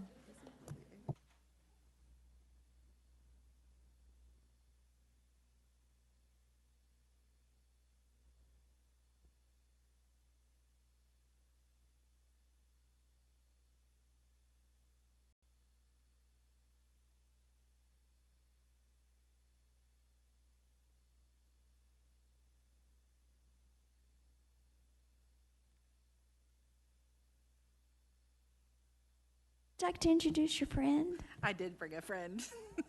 Good afternoon, Madam President, Board of Trustees, or good evening. It's been a day. Board of Trustees and Dr. Rapp. We are here to talk to you about certification requirement changes as a result of House Bill 2. So with that, I'm going to turn it over to Dr. Courtney Hart, as this is her area of expertise. Pleasure to be here this evening. So we're going to talk about a change last summer that took place when they passed House Bill 2. One of the things that they were targeting in that sort of frontline instruction strengthening, those core curriculum courses, is that they want to ensure that all of those certifications for all those individual teachers who are in front of students for math, science, social studies, what did I leave out there? ELA, that they all have that, that they're having that TEA core certification. So they rolled back that DOI allowability. So of course that is partnered, that strengthening is partnered with we are in, year 20, I would say, of a national teacher shortage. So something that TEA has done in trying to help the congruence of those two events is to help us have a little bit of a runway, which they've created a waiver process whereby we have the ability to, instead of having those new rules take effect in fall of 26, they could take effect in fall of 29. So it's a 3-year ramp, extends it just a little bit, makes life a little bit easier. So if we wanted to take advantage of that, it's an application process which would need your approval. So that's what we're going to talk about tonight, is whether or not you'd like to do that. We have until March 2nd to submit our application for that. So in a review of our staff members, this affects 37 of our roughly 3,750 certified teachers. So the good news is, in terms of district-wide impact, this is rather small. So that's the good news for tonight. Something. So our application for the waiver has to include a plan, a district plan for meeting those statutory guidelines with a reasonable timeline and with a good strategy for achieving compliance by the 29-30 school year. What we're going to propose to you tonight has us in compliance 1 year ahead of time, so by 28-29. Anytime you're looking at a, like a TEA deadline, it's always nice if we can have a cushion. So this gets us a 1 year cushion just in case we were to need it for anything. We also have to have an EPP partner for this, so we're going to present to you a small partnership we've got proposed for this purpose with Teachers of Tomorrow. And then, of course, we have to have in that application date of approval if you sign off for us to approve this tonight or whenever it's next week. Thank you. So let's talk about our proposed plan. Step one would be stopping use of this DOI allowability moving forward. So that's a pretty simple and easy way to keep it at the 37, right? So just starting for 26-27, we would not use this particular DOI flexibility moving forward. And then step two is review of current staff. So these 37 staff members are all current certified teachers. They all hold Texas teacher certification. And the reason that is meaningful is because the difference between holding certification and getting an additional certification and not holding certification is very, very big. As a certified teacher, if I decided I wanted to go be a math teacher, now it would be very, very painful for me and whoever my tutor is, but I would just have to pay a couple $100 and study for likely for many, many months to pass that teacher certification exam. However, close friend of mine who's a brilliant math person but has never been, multiple college degrees, but has never been a Texas teacher, for her to do that, she would have to join a Texas TEA approved EPP, that's Educator Preparation Program, and she would have several years of coursework and be several $1,000s out of pocket. So it's a significant difference, and that's another thing that's good tonight is that these 37 individuals, we're just talking about additional certification by exam for them if that ends up being what they need to do. So you can see all of our teachers out of those 37, all of them hold at least one teacher certification already. Most of them hold multiple certifications. And one example of this, so what we use DOI certification for is just to step sideways into a different subject area. So if I'm already certified at the 11th grade level for ELA, and suddenly there's a need for history, and I have some, I have some experience in this in my college coursework. I already know the history team. I might be paired with them for some things. I could step over to that for one section. One of the examples that I put up here tonight is we have someone with a 7 through 12 life science certification. They're teaching a section of chemistry. So that's an example of what our DOI certifications are. So step three in our plan is, of course, a partnership. As we mentioned, we're not in a position where a partnership is required. None of our teachers are going to require anything having to do with an EPP. However, because it is a required part of this waiver application, we have partnered with Teachers of Tomorrow. They've graciously offered a 50% discount on their certification prep courses. So that's something that's good. And, just anytime you're talking out-of-pocket costs, it's nice if it can be lower. There is, at this time, a reimbursement program that we have locally available to those teachers.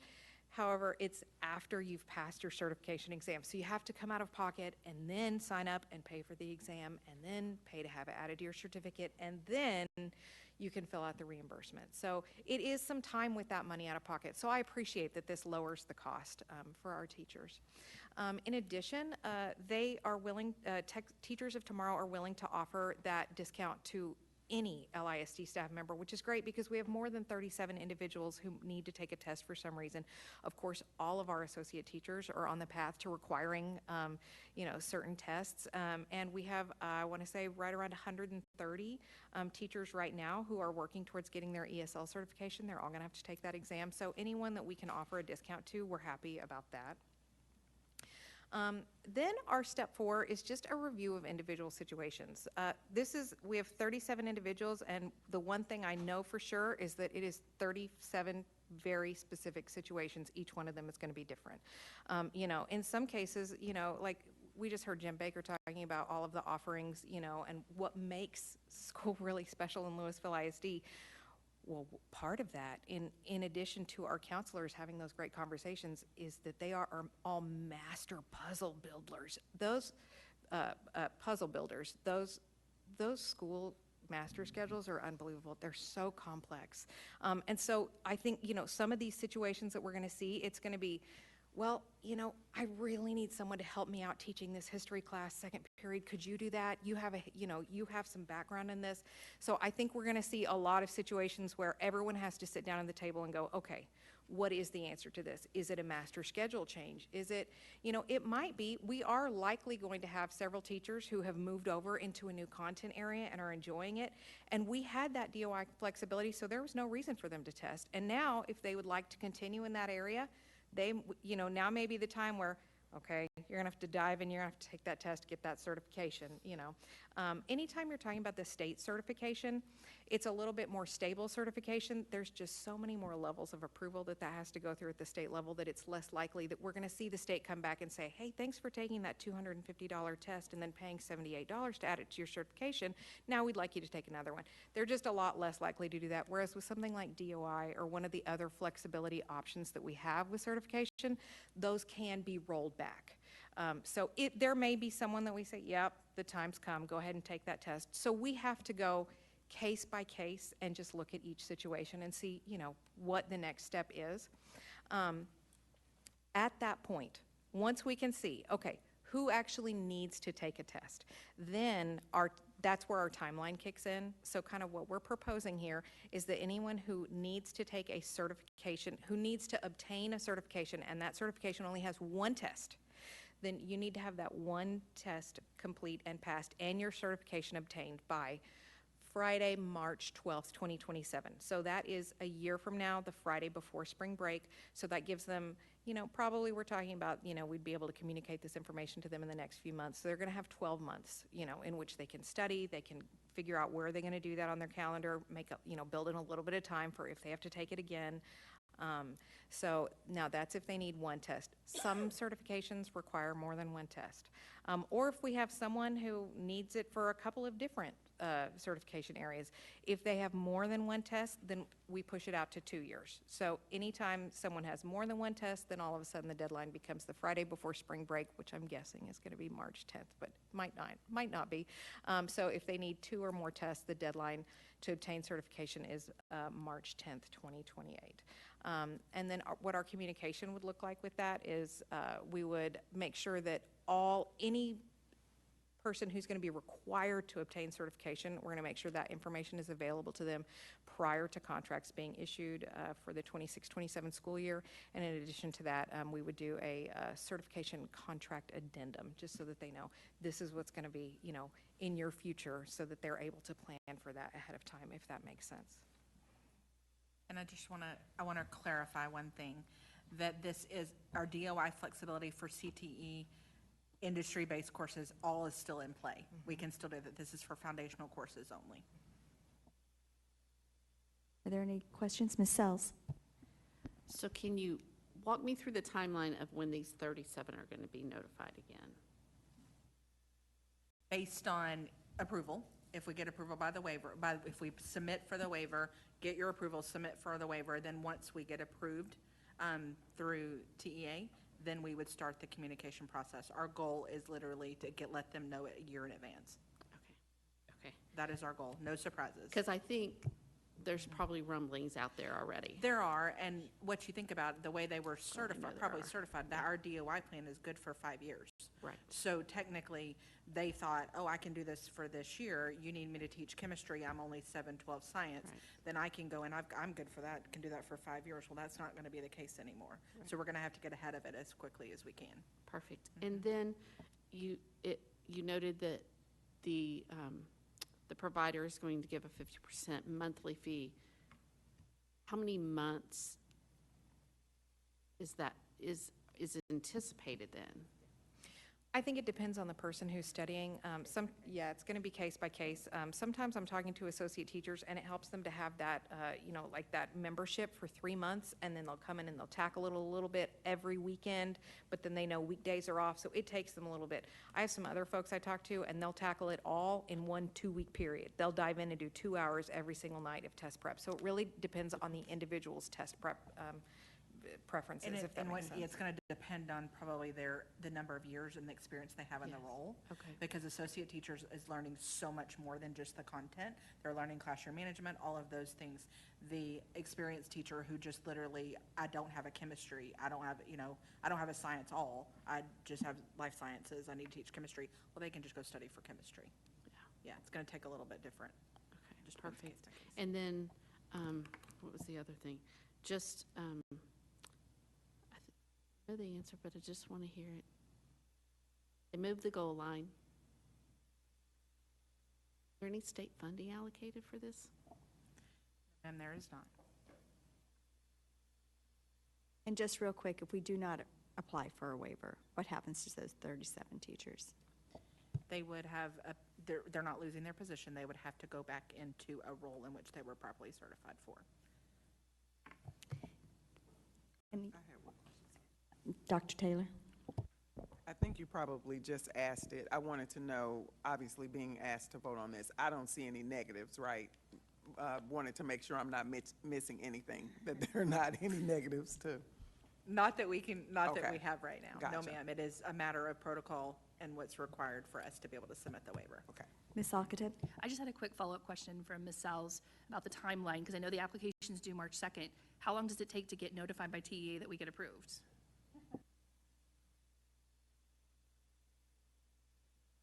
There is a date. Well, I'll put it in the weekly update. I can't recall it off the top of my head, but it's pretty much automatic. Okay, that's good. All of the information we've received, it's pretty much going to be granted. We just have to show that we followed all of the appropriate steps, which board approval, we have to submit the actual agenda for Okay, tonight. so that and it then would fall notes. into our timeline that we're Absolutely. proposing. Perfect, Yes, thank you. ma'am. All right, thank you. Thank you both for coming. I like it when you bring friends. The Student Services Report, Mr. Kaj.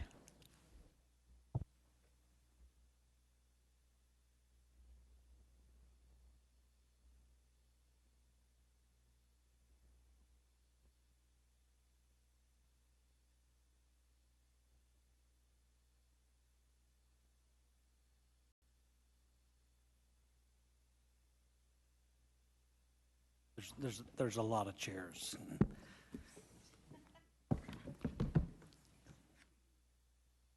President Prosnick, Board, Dr. Rapp, thank you for having us here to give you an update on student services. We're going to cover 4 areas: truancy and attendance, discipline management, transfers, and then restorative practices. And I have the experts over here that are going to take us through all those steps along the way.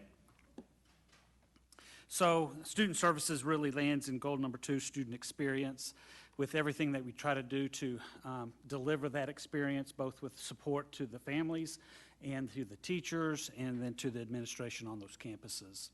So the long-range plan, attendance and truancy, Jennifer Bonio will take us through that. Before she gets started, I want to go back a few years and thank you for supporting us with the acquisition of the Rowry software so that we're not throwing darts in the dark. We actually can see what we're doing in real time. So with that, I'm going to turn it over to Jennifer Bonio. All right. Good evening, President Prosnick, and then Board of Trustees, Dr. Rapp. Kind of wanted to go over just our long-range plan and the truancy data and then our attendance goals for this school year. So if you look at our truancy target rate for this year, it's 3.5%. Our target rate for our attendance is 95.5%. Now, currently our truancy data is at 1.9% and our attendance rate is at 96.04%. So when we look at our attendance rate as a whole, there are really 2 key areas that we look at. We look at our truancy data, and then we also look at our chronic absenteeism data right now. So if you look at this next slide, our Mesro came out with comparison data, comparing 100 of the largest school districts, comparing their attendance rates and also their chronic absenteeism. So in comparison with the other school districts, LISD ranked 6th out of 100 for our attendance rate, ranked 6th out of 100 for our chronic absenteeism rate too. These are huge celebrations for us. Just like Mr. Kosh mentioned earlier, just thank you for the attendance software, Rawi, for that. And also, this is accredited to the efforts of our community, the families we serve, our campus administration. Each year, we are implementing more and more attendance interventions in the classroom with our parents, and they're not necessarily leading to truancy court, but they're leading to those positive conversations on what do we need to have our students in class each day, just for that end result, and just for the efforts of our board and also Dr. Rapp and just supporting this data. This is huge for us. It's huge for our leadership. And just listening to previous conversation, and it starts with our kids in attendance. Our growth educationally is going to grow when our kids are in campus each day. So this next slide, once again, the same type of data collection here, but really LSD is the school choice. Our attendance, our enrollment is pretty steady, and it's holding there. And if you look at this list of these 100 schools, or at least these 30, you can see our neighbors are starting to drop below us. And even though this data says this, I bet you if you did a day-by-day analysis, it might even be lower than that. So I feel very confident with the LSD being the place to choose. We are constantly fielding emails and requests from outside of the district wanting to transfer in, from students that are in our district that aren't in our schools, asking about our schools. And so we're very excited to share all the good things that we have with them. Next, we're going to talk about discipline and behavioral management. As a review, Texas Education Code drives us. Then we have board policy, code of conduct that kind of sorts it out. Then we have guidelines that we've created to help campuses administer these things. We have campus behavioral management plans, and that was a key part from our audit several years ago that we were missing, but that is now a staple on all our campuses. And then within that, we have teacher expectations, the proactive curriculum, the supportive interventions, the disciplinary actions, and once again, kind of all tying into those classroom walks that principals are doing as well. So with that, I'm going to turn it over to Ms. Davenport to take us through the discipline. Okay, thank you. Thank you all for having us tonight. Behavior is really a form of communication, so you have to deal with that through good teaching, good practices, good classroom involvement, and lots of interventions. And so anytime we have discipline, we want to keep them in the classroom as much as possible, but if that affects the safety of themselves or others or the disruption of classes and learning, then we do have other alternatives we have to look at. We work with campuses to work on non-disciplinary interventions and support and discipline. We work with opportunities to teach and learn with administrators in our disciplinary group that meets and goes through best practices, and really I'll dive into those in a minute with Dr. Miller. But we are really focused on a safe and disruption-free learning environment, and that takes all hands on deck and lots of around-the-table discussions and proactive interventions. All right, so here's a look at the data for the last 5 years. Now, this is not this year's data, so it's collected from last year on. You will see some anomalies that we've talked about before, especially between JJ, AEP, and DAEP, between what the state deems was mandatory with THC vapes versus why we had such a high jump in JJ. And then now it's mandatory DAEP and not JJ, so you get that higher jump back in DAEP through the years. You see some dip downs in a couple of years because we weren't in school for a few months during the COVID end of the year and beginning of the year. So you see some odd trends there.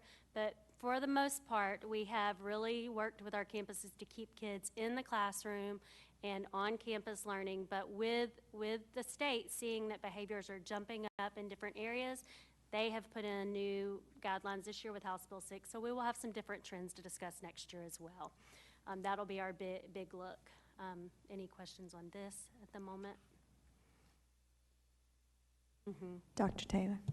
Thank you, Madam President. On the slide for JJAEP, is that 1510, is that 1510 in placement? It's 15 the year before and 10 this year. Okay, thank you. So those numbers are actually, that's very good. They went down, but our DAP numbers went up from the THC vapes. All right, this dives down into more subcategories that y'all would like to review and look at, and we provided that.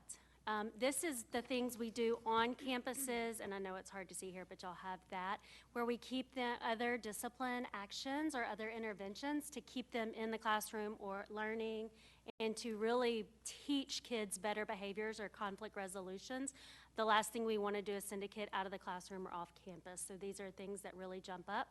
I'd like to note that with our discipline committee, we review codes a lot of times.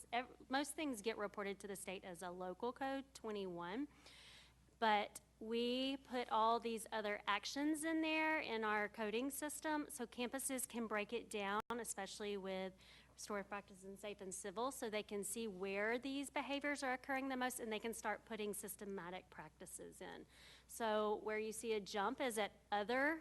We jumped up big time because a lot of campuses wanted to say, hey, we're pushing in SPED support into the classroom instead of pulling those kids out, and we don't have a way to document that. Or we're room clearing sometimes, but we're still keeping the learning going on, but we don't want to necessarily say that we have put that kid in ISS or base because we have not. We've maintained the learning.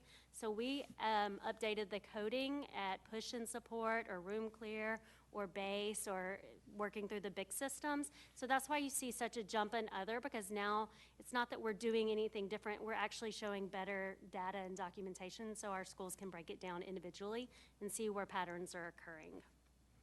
Behavior contracts jumped up a lot last year, which is even more. We heard the state ask for more this year, but we've been doing that a lot. And so you had a lot of meetings with behavior PLCs as well that are being implemented. And they're wanting to work with the kids and give them buy-in in their discipline and behavior as well. So with our discipline leadership committee, it's a 34-member district team. It uses a lot of campus behavior coordinators, assistant principals, special ed, psychologists, our team. We work with a whole lot of people from all over the district and stakeholders to ensure best practices are occurring amongst students' behaviors and interventions. When they see patterns, they bring it to the meeting, and we want to adapt to those changes. Last year, we had an influx in threatening behaviors because when you have somebody talk about it at the beginning of the year, an incident, we have copycats that come out. So that was something we had to put in place. You saw a jump. Now, I don't want to speak to it now, but things have been good. Yeah.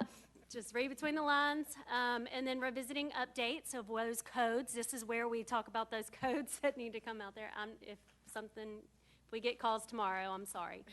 Refining the discipline matrix and coding, and then also using team expertise. It was very helpful last year to have retiring campuses come together and talk about their discipline, leadership, their discipline plans that we had them implement and how they would combine those with the campuses inheriting those retirements. And that was a real fear that campuses had, and so that was very good space for them to work through some things, and we've heard positive outcomes from it. Our goals last year were to work on coding, or the year before, and then implement them, safe and civil and restorative, uniting together, and then reviewing current codes. We did that. It was also a goal to give DAP some of their instructional time back and their planning time back. They were doing hundreds and hundreds of Bridging the Gap review transition meetings on their campus. The committee felt it would be best to put those back on the home campus to really help with the transition and building those relationships back to coming to campus. So those have been implemented this year and with very positive feedback. You also saw a jump last year in some of the discipline because middle schools had already implemented the cell phone policy. So there was some jump there. We were above the curve on that, but now it's rolled out to all campuses. And we're going to continue to work with campuses, learning, and behavior PLCs, not just academic PLCs, because if their behaviors aren't under control, a lot of learning is not occurring. So we want to work in tandem with that. So with that, I'm going to pass this over to Dr. Miller. Thank you. Thank you all. Madam President, Dr. Rapp, Board of Trustees, Dr. Rapp, LISD community, it's so great to be with you all this evening. Thank you all for giving us the opportunity to provide an update. I think this one's working. Thank you. So as you all know, restorative practices are collectively actions that help to build, maintain, and when necessary, repair relationships. And LISD, we believe that restorative practices, again, collectively, they are strategies to help optimize our One Vision framework. They really truly sit at the center in optimizing our positive learning environment among many other strategies, but they really do, they are the glue, in my opinion. And what I mean by that is without a positive learning environment being a glue, it's very difficult to have academic clarity and evidence and conversations in our classrooms.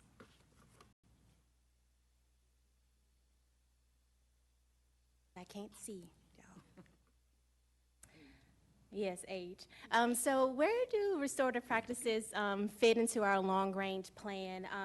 As you all know, there are performance strategies that speak specifically to restorative practices. And these are outlined in Goal 2 of our long-range plan, and this includes building community through restorative practices and other proactive behavior management strategies, and also providing initial and refresher training to supporting campus implementation. So I'm so happy to share with you all today that 50% of our campuses have completed a refresher professional learning. We've met our 25-26 goal. In fact, during in-service week, I had an opportunity to engage with over 800 participants over the span of 10 campuses and our special education department, including behavior interventionists, psychologists, so that we can all get on the same page. And that was an amazing experience. So this truly does fulfill our year 3 long-range plan objective. But you all know implementation doesn't just stop at the professional learning. And so to date, I've completed over 48 campus visits just supporting our principals and our campuses, and it's been an incredible experience to work with our campuses to support them in implementation. So with staff perception of restorative practices, you all know we had a staff pulse survey. About 2,800 staff across all levels completed this survey. And the survey asked the question, I'm sorry y'all, because I really can't see, it's age. The pulse survey included a statement: the intentional use of safe and civil One Vision framework and restorative practices have allowed me to develop positive relationships with my students. Notice the addition of safe and civil schools and the One Vision framework to the statement. That hasn't been asked in the past. This is the first time that we're asking it in this way.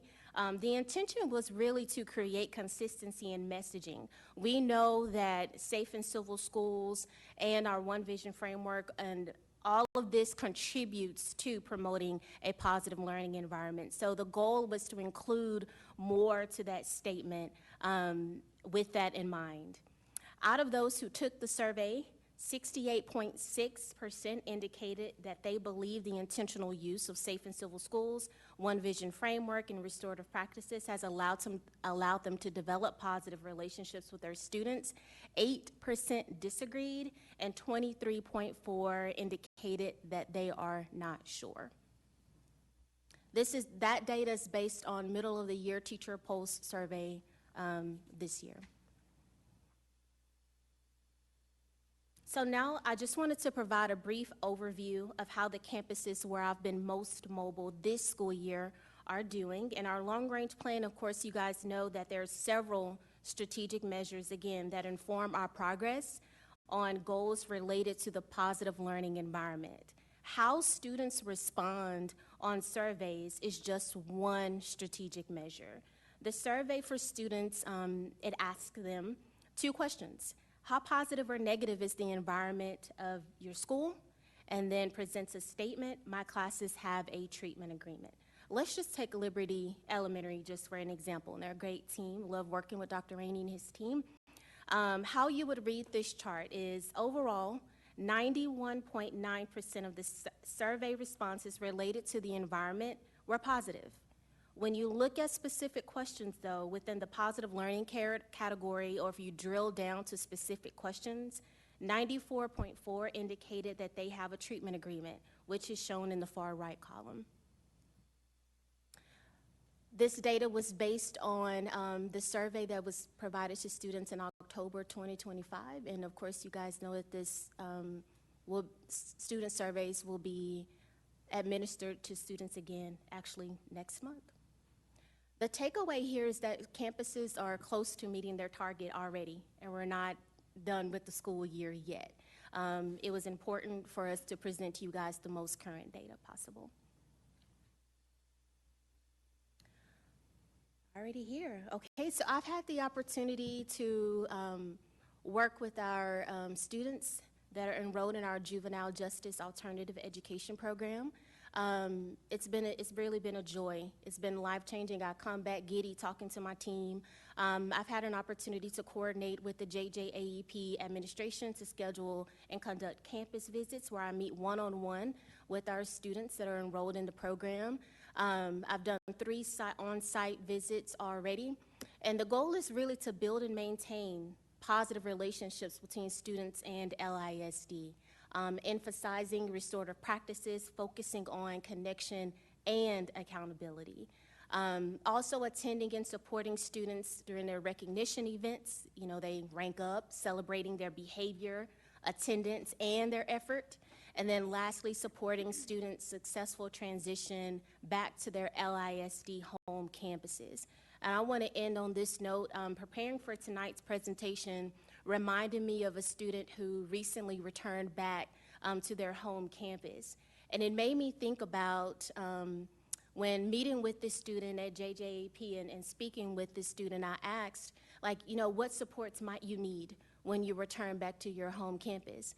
And I gave him my word. I said, you know what, I'll meet you on the morning of your return to your home campus to make sure that you feel supported. And in that moment, I realized how much collaborative and collective effort that takes to give our students an opportunity to be successful.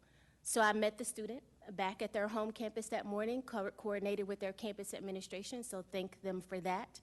And we walked the hallways, and I asked the student, hey, what feels different today? What's motivating you today? Are there any supports that you might need so that you feel successful? And with that in mind, it made me realize that the coordination between Tiffany Sherman with Denton County, our team, the parent, the counselor, the AP, the principal, collectively, that's what it takes. And in my humble opinion, that's what a premier district would do. Oh, okay. Oh, I'm not even done. Sorry, I got emotional. I'm sorry. So just looking ahead, we're going to continue doing what we've been doing, really contributing to the goals that are outlined in our One Vision framework, continuing to offer professional learning opportunities, whether it's a refresher or I'm on consult, because I don't mind serving campuses that I'm technically not as mobile. And then just creating resources, and that also means that I'm keeping up to date with the latest and greatest when it comes to restorative practices, attending sessions by TEA. I want to know what's going on across the state. So attending those sessions and learning from other professionals, and then supporting our elementary deans of students. That has also been new this year. So it's been great. So thank you, guys. Next is our talking about our transfer process. So Katie Davis, who is our dedicated administrator, amongst other things that she does, but having one person overseeing the transfer process keeps one set of hands on it so that we can be consistent and make decisions. And so she's going to take you through the transfer process that we have. Thank you. Good evening. I am very excited to talk to you about transfers. So, as you know, Lewisville ISD allows for students that live within our district to attend a campus of their choice that's not their zone campus. And then, of course, students that live outside of LIC boundaries can apply for a transfer. And then we have the specialized programs, our STEM campuses, excuse me, Collegiate Academy, those types of programs. Families can apply for a transfer if they choose to attend one of those campuses. So I've laid out the process on this slide, but this year the district offered one main transfer window that's actually open right now, and that'll go through February 13th.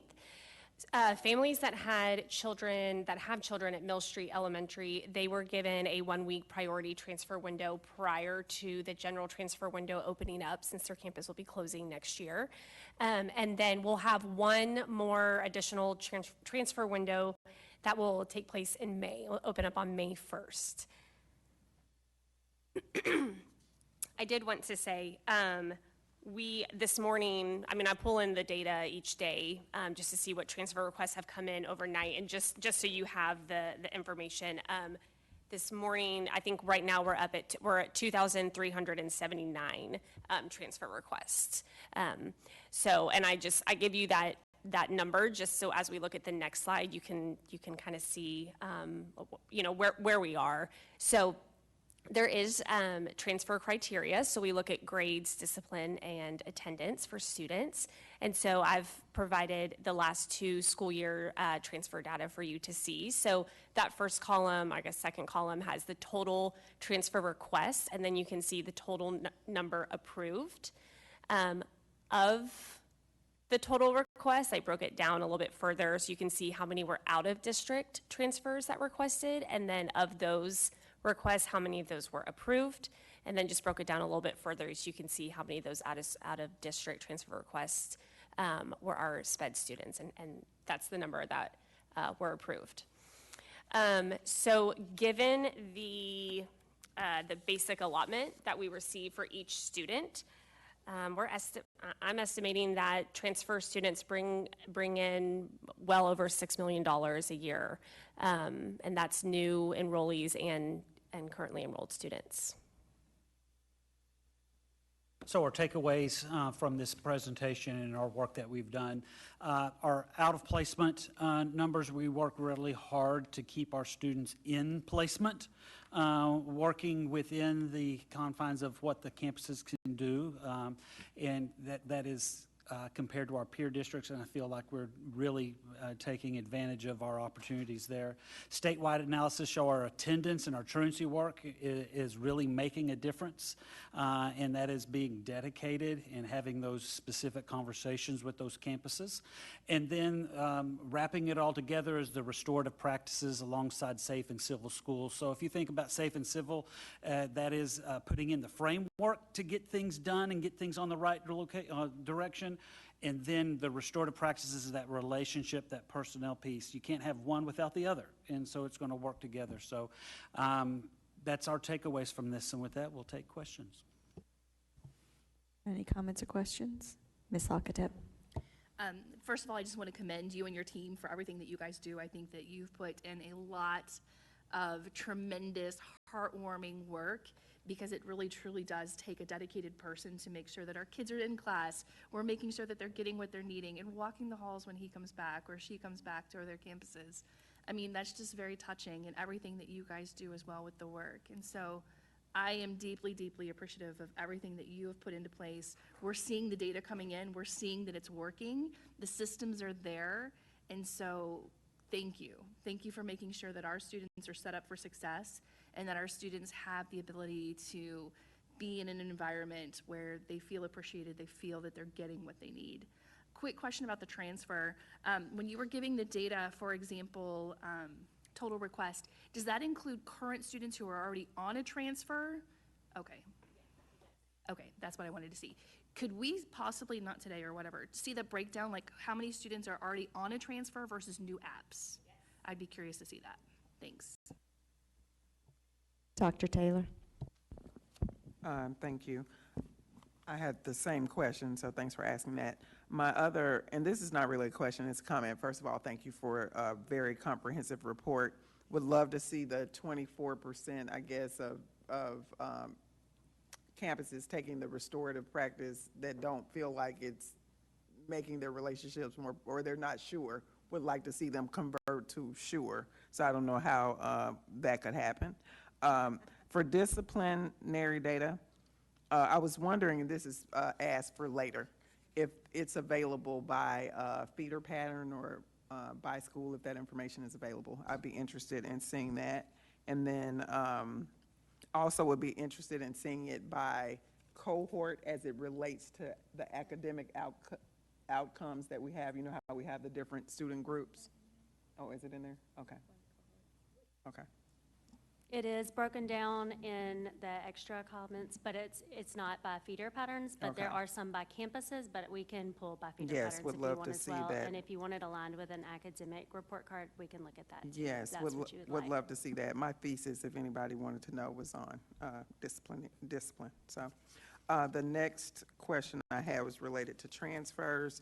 I'd be interested to know, and then this is something that's, you know, get it to me later, what the transfers are by feeder pattern. And the reason I'm asking that question is I would specifically like to know if the effects of the perception around the grades that were received, especially for the Lewisville feeder pattern. Do we see an increase? Do we see a large number of requests coming to transfer from Lewisville to another school within the district? We can get that for sure. We'll have to get with our PEMS department to do some pulling and some drilling and some deep diving, but we can get that data for you. Okay, thank you. That's all I have. Dr. Barker? Thank you, Madam President. Just one question, but it doesn't have to be answered now. It might be a thinker. There was quite a drop in our out-of-school suspensions over the last 2 years, right? So that from 22, 23 to 23, 24, and we're seeing that hold pretty steady. ISS is stable. Why is that happening? Again, that may not, if you have an idea now, great. If not, that just may be something to think on, because that's a question in my mind. Ms. Sells? Yes, I was just wondering, on the Mill Street transfers, the 54 families, how many students does that represent? I have to get you, I'll have to look at it and get you the exact number of students, because there were some siblings. Okay. Yeah. And that's, I would kind of like to know, like, where they were requesting. Yes, I can just to see if that turnaround plan happening, I mean, you know, that happening this year, and were they just not wanting to, I mean, there's a lot. Yes. To try to figure out, and we may never be able to figure it out. I can tell you, there seemed to be one campus that was mostly requested. That's what I'm asking. Yeah, so I'd I mean, love to know that. I can tell you now if you want to know. Or you can just send it Sure. for update for No problem. Friday Okay. notes. Yeah. I just have Ms. Lopez. Sorry, thank you. I was also going to ask what Dr. Taylor already asked, the transfers by feeder, but I would also like to see, and maybe it's in here already too, but what areas outside of district have the highest amounts of transfers in. And just think that would be interesting to see for the purpose of marketing even further in those specific areas to bring in more students, because if there's already a community there, then it would be a great place to bring even more students.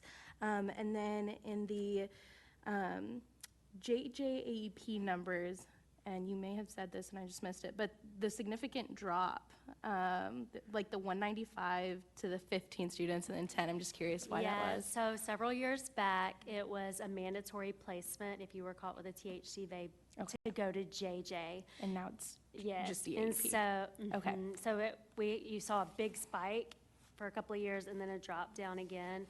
And they weren't only receiving our kids, they were receiving kids from Gotcha. all over the county, so they were full. But yes, that's what it's from. Okay, got Yep. it. I also just wanted to No, say. that's a good yeah, question, very good question. I just love this team. You guys rock. I think everything that you guys do is so foundational to making this district run, and got to work with Ms. Boniel very briefly with the DA's office and seeing just the level of personalness, if that's a word, that it takes to address some of these root issues about attendance and chronic absenteeism.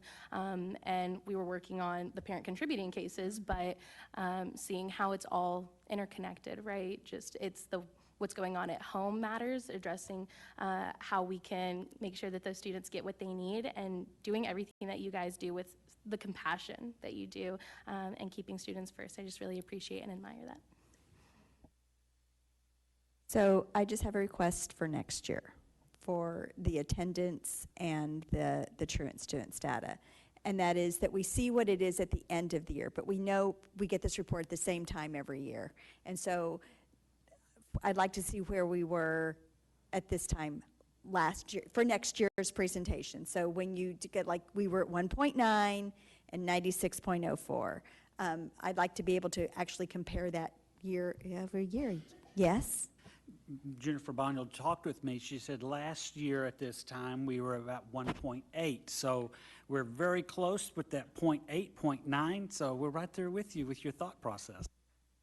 Yeah, I think it'd just be a good apples to apples when looking at it, because I know we jump, because my bigger question is how many kids do we have right there on that bubble at that 1.9, because I know that's spring is where it spikes. But like, so where are we with, you know, because like you said, we're right on trend where we were last year. And so that means that there's 1,500-ish students out there. How many of those 1,500 are we sitting, you know, right that precipice? And I greatly, I don't say that as a criticism, it's just trying to get where we are a little bit better. I think that the work that we've done on this is incredible, and the work that you've done is amazing, and the work that we've done with Judge Curbo's court and streamlining it, I think has been beneficial to work with one judge. I also think that he has been beneficial to the program, and I want to give him a shout out in the world, that I think that he has been a part of the success here. And I think we've just got to once again work on what I call like the ends of the spectrum, our little pre-Kers, that it's really important to be in school. And I think it's really important for seniors to know that they've got to show up till the very last day, and that's where we have our highest numbers. And I know that we're working on that, and it certainly has been a focus on some of our campuses to increase their attendance, and I think that that's been seen here. So with that, I appreciate the work. Thank you all so much. Just want Sure, to follow absolutely. up real quick, sorry. So in our attendance software, it does track it by absences. Ms. Davenport and I have been very intentional with our campuses when we see them approaching different levels. So that is one of our focuses this year, because I remember you asking that last year. And then just to speak, just thankful that Judge Curbo does accept all of our court filings, and just the partnership, and even with the DA's office at that time, because everybody's common goal is for our kids to be in school. That is the only thing. He follows up and actually goes to campuses and visits our students. So we are thankful for that community piece. And I don't know if this is a good or a bad thing, but our attendance in truancy court this year has almost been 98, 99%. So they are taking this serious, and they realize how important this is. The families realize the importance of education, and just working together with the resources we have for them to be in school. So like I said, we appreciate your support, and obviously with our attendance software, that is huge for our campuses, and just the interventions. We're already over 15,000 attendance interventions so far this year. And like you mentioned, spring is spring. I feel like we present all the time. It's in the middle of flu season. We're getting towards the end of the year, and a lot of our seniors, we are filing on right now at the end. Just, you know, they've been in school for 11 or 12 years already. We are there to pull them over the finish line, and that is what we are there for. So just appreciate your support, and thank you. Appreciate the work. All right, next up is transportation updates. Some of you will be staying. Very fitting that it's Groundhog Day. And so, you know, some of these slides that you will see are... Yeah, he did. He only has a 35% rate of being correct. So I do not trust a rodent with the future of the weather. So with President Prosnick, board, and Dr. Rapp, the transportation update, it is Groundhog Day. Some of these slides are pretty much the same because we haven't had much, but there are some different things in here for you to take a look at and for us to talk about. So as we go through this, busing by the numbers really hasn't changed. We have those routes, we have those shuttles, we have those Suburbans, we have those coach drivers as we move through this. Hiring as of January 29th, we're still behind on where we're trying to get to our 220, our maintenance, our bus monitors, our office staff, our white fleet Our future drivers, though that's 10, that we would love to move that number 10 to that 181 to make it 191. And those 10 will be ready the first week of March. If you remember, it's a long process to get a driver in, get them through the checklist, get them trained, get them routed, and then get them launched. So that's where we are with that. And so I'm going to turn it over to Lisa to take us through the open routes. Hey, good evening. It's been a long night. Madam President, Ms. Prosnek, Dr. Rapp, and board members. So our open routes, you know, Katie and I were talking today as we're working through this presentation and events that are occurring. And things change with transportation, and we have come to find that it's a revolving door. When we talk about the bus drivers, we're short almost 40 drivers. So with Mill Street, we have one open route. That was in December, so today in January, we have 2 open routes. Back in January, Colony, 0 open routes for December, but now we have 5 open routes. For Purnell, we have 7 open routes across the board for a total of 14.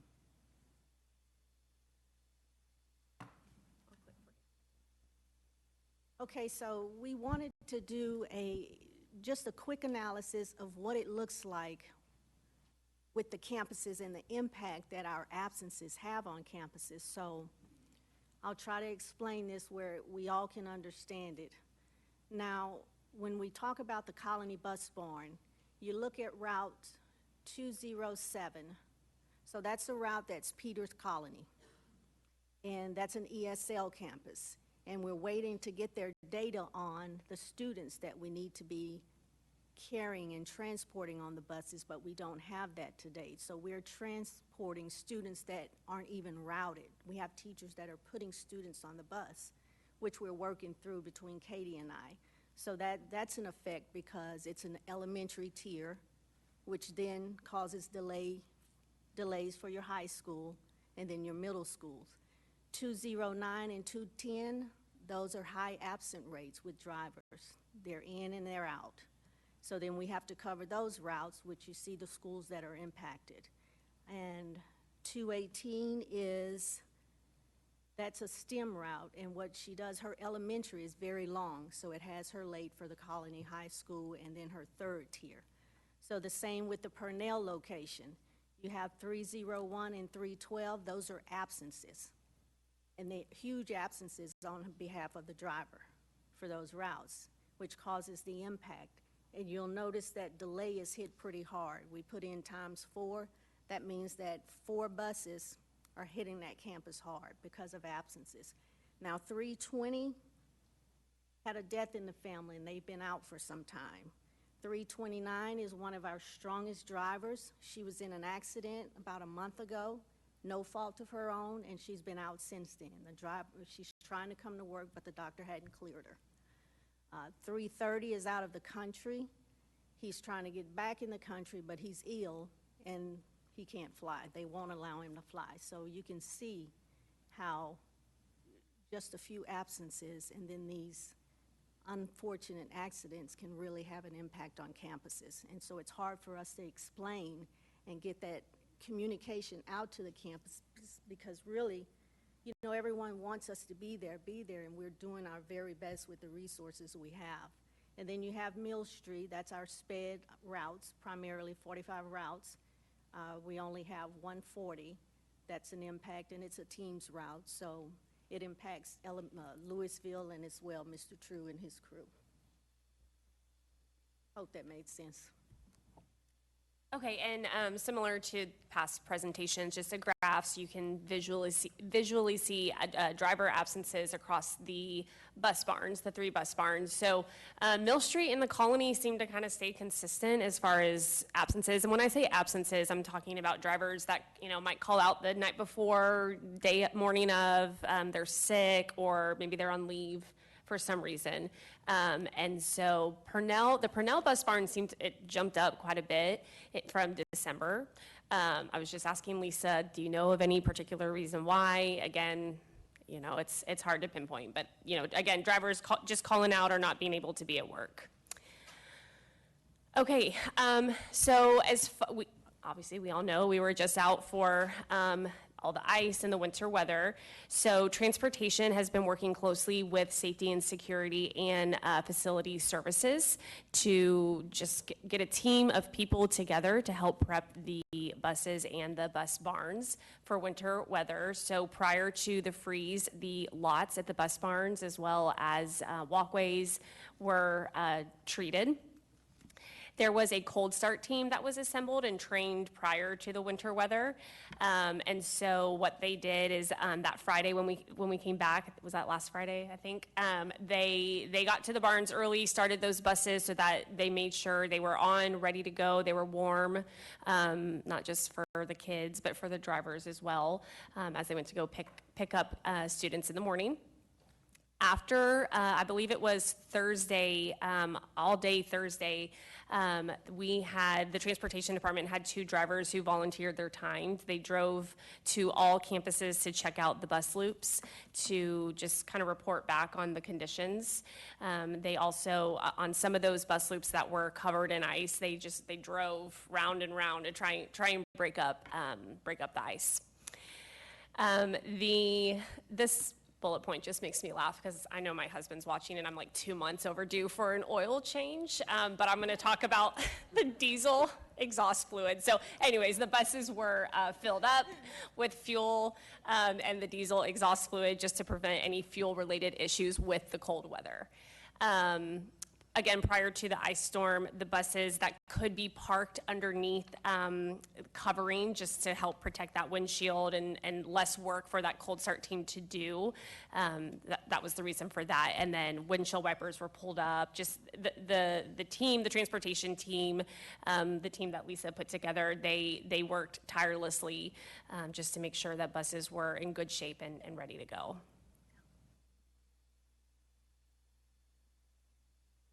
It was exciting to see our team come together with the cold weather. You know, being at the bus barn at 5:30 in the morning and seeing all the buses running, but no one's on the bus, but they're keeping it warm for the bus drivers. Okay, so field trip process. I'm excited to report that we have new SOPs in place. The campuses, the way it works is all of the campuses, they enter in their field trip requests through Trip Finder. You've heard of Trends Finder, View Finder, Route Finder, Stop Finder. So Trip Finder. And what that looks like, the new procedure, so it's an equitable process for all drivers. The drivers have the ability to bid on field trips that they want to take. So what the field trip committee does, we have a field trip committee that consists of 5 individuals.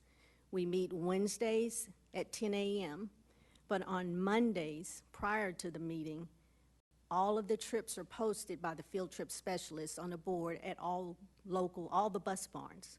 And the drivers have the opportunity to just select their preferences, prioritize, have those turned in to us by 8 a.m. on Wednesday because the committee meets at 10 a.m. on Wednesday. Now that committee consists of a field trip specialist, an administrator, ops manager that floats, and we have a monitor that's on the committee. We have a staff member as well as the assistant director or executive director. All of the trips are granted based on seniority, which we got some pushback because a lot of people, you know, thought they were, of course, higher top on the list than they were, but in order for them to be moved on that list, they had to prove to us by paychecks and things like that. So it's a fair and equitable process now, so we're very excited about that. Okay, Stop Finder. Again, I'm excited about this program because it's proven to be reliable and it's been successful, although we do receive calls. The few calls that we do receive are on geofencing, the geo alerts. So we're able to, the call center staff and dispatchers are able to walk the callers through, you know, what they're doing wrong. And then also we have just user setting questions. And the subscriptions are continuing to grow. If you'll see, we're at 8,985 subscribers. That's huge from when we last reported. I think it's more than half.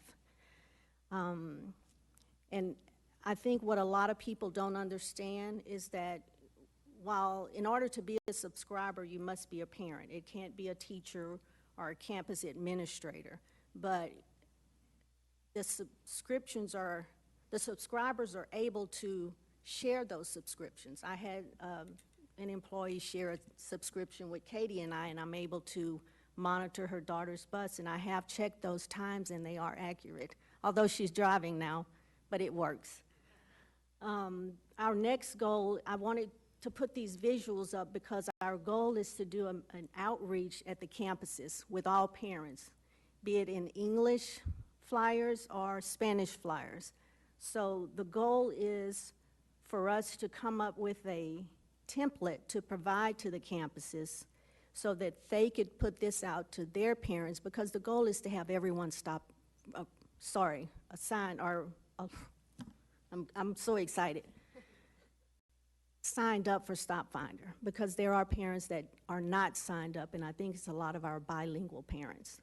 What we're seeing on some of the recent requests from parents is, hey, I didn't get the directions on how to sign up. Y'all didn't send it to me. Going back in, look, they haven't updated their email address in Skyward, and so they're wanting a different email address that we don't have. And so we're patient, we'll walk them through it, we'll get them the right information, but we can only correspond with the email addresses that we have. And so we'll work with every family if there's something different that they want, obviously verifying, are you the parent, and is this the correct email address? So it will take time for us to sort all of this out. So ever-driven support, we're still utilizing that. Just some of the real basic numbers, 20 routes for the special ed. McKinney-Vento is where we're really picking up the heavy load of that, and that covers a lot of miles to other parts of the district and other districts. And then general ed routes as well. So looking ahead, we're going to continue training our drivers on using the TransFinder GPS navigation. We did have training the first week of January. I can tell you that the majority of our drivers, they had no understanding of what type of GPS system that TransFinder was presenting to them. They thought it was the drive-by-drive instructions where you can go in and put an address, but the GPS navigation is based on their routes. So we're going to also have mandatory training for all drivers and monitors on student safety, emergency procedures, and defensive driving. And also this driver training is not only for CDL drivers, it's going to be implemented for our white fleet drivers as well. So right now, the safety and training manager, he and his team, they're reviewing incident reports from the fall, so they know what areas to target when they're training the drivers and the white fleet drivers, in addition to the driver trainees. So our goal is to target recruitment campaigns for drivers, monitors, trainees, and all positions that we have. I can say that our staff, managers, they now have access to Frontline. So we're trying to ramp up our recruitment efforts, where it's not just the safety and training manager and myself. And they have started interviewing today. I think they had 4 interviews, which is a good move. We're going to develop recognition programs for veteran drivers, such as safety awards and service milestones. I think that will go far with our drivers. We're going to review route optimization to improve efficiency, to obviously reduce the stress on our drivers. It's key to know that our drivers are being given efficient turn routes, not signals, but just our routers are routing our routes from a different state. So our drivers really know, they're in the field, they know what works, what right turns, what dead ends not to go, what railroad tracks. So lastly, we're going to promote safe student behavior on buses by partnering with campuses and training bus drivers on bus management. We do have a new student discipline coordinator that's on board with us now. He and I spoke today about the goal in the objective of getting our bus drivers trained so we can reduce some of the referrals that we're receiving from the buses. I want to just say real quickly, Board, that we were able to open school on Friday because we didn't have an iced-in parking lot because of the work of these drivers. And so, you know, Ms. Prosnick, to your words you spoke earlier, you know, there were some school districts that weren't able to open on Friday, not because their neighborhood streets were significantly bad. They couldn't get their buses out of their bus barns to go get children, but that was not us. And so, you know, I appreciate the team. We were on a call on Wednesday. We were on a call on Thursday. Mr. Kosh and I were talking, and the two drivers that helped go break up ice and other bus loops, like all of that effort allowed us to open school on Friday.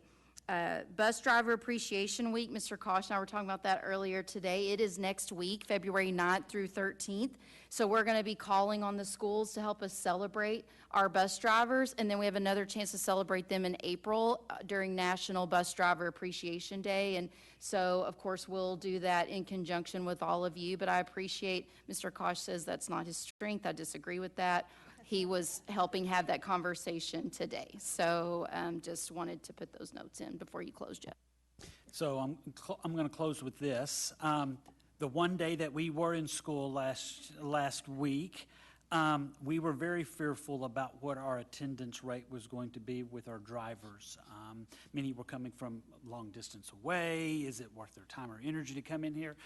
I will say that our attendance was at or even better than what we've had on that one day. So they really took it to heart to, let's make this one day the best week we've ever had. And so they showed up, and they drove the kids, and it was a successful day after the snowstorm or ice storm. Thank you so much. Are there any comments or questions? Ms. Sells. On the absences and open route impact, you listed the routes and things, and then in the absences, it just has a number. Is the number of January absences, December absences, is that per day? Is that a single day? Where it says absences. Yes. But is that a day? That's a single day of absence, right? But I mean, the 67 absences, I'm trying to define the absence. Is the absence a day? Is it a route?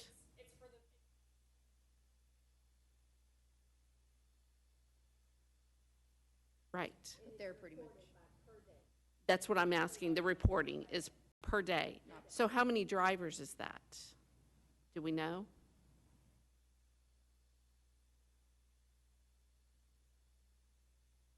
Yeah, for the next month. And then the other thing, because I want to just do some comparison. And then I know that we take greater number of buses out of Purnell than we do. Right. So could we see the percentages of those per the buses that are based there? Yeah, just, yeah. So, right. Yeah, thank you. My one quick question is Stop Finder available in Spanish?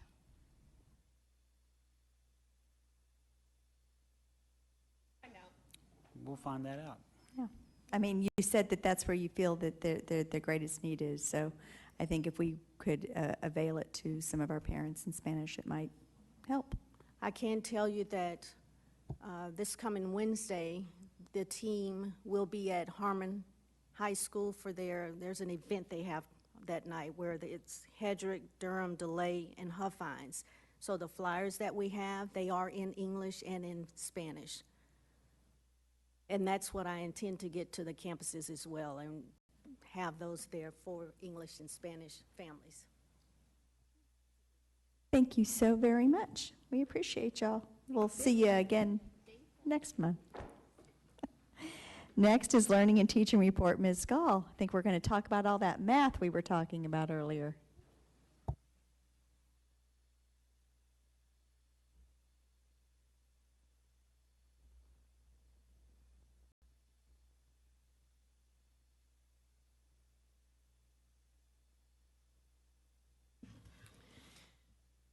Good evening, Madam President, Dr. Rapp, members of the board. We are glad to be here tonight with Melanie Miller and Jennifer Kelly and Karen Seeley.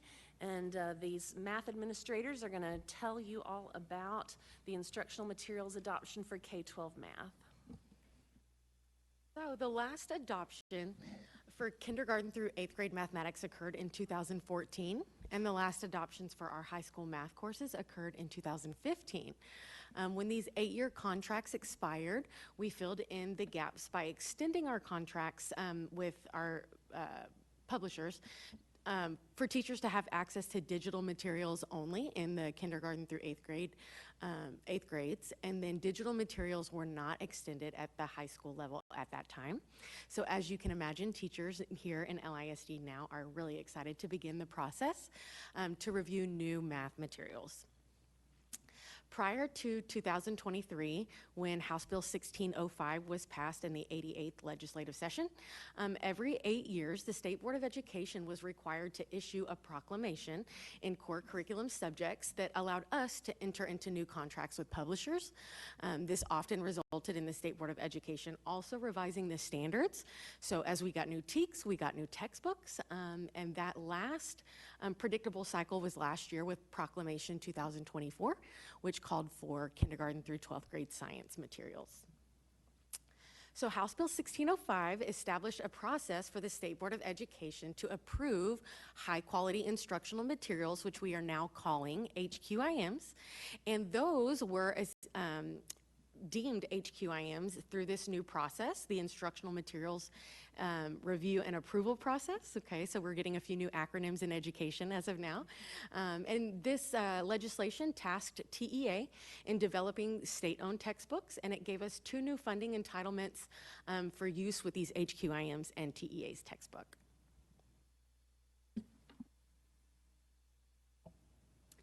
Okay, so EMRA, like Ms. Kelly just talked about and discussed on the previous slide, just to kind of define what it means again, that's the Instructional Material Review and Approval. It really expanded the definition of what instructional materials are besides the traditional textbook. So as you can see from the graphic on your screen, these instructional materials now include a lot more for teachers. They are direct support tools, which would be like a scope and sequence for teachers. That would be like a pacing guide or a curriculum map. We would have TEKS clarification guides, vertical alignment pieces for them, embedded formative and assessment pieces that would really show them what does mastery look like for students. Lesson plans would be included, and that's going to be from a course level, a unit level, and then also a daily level.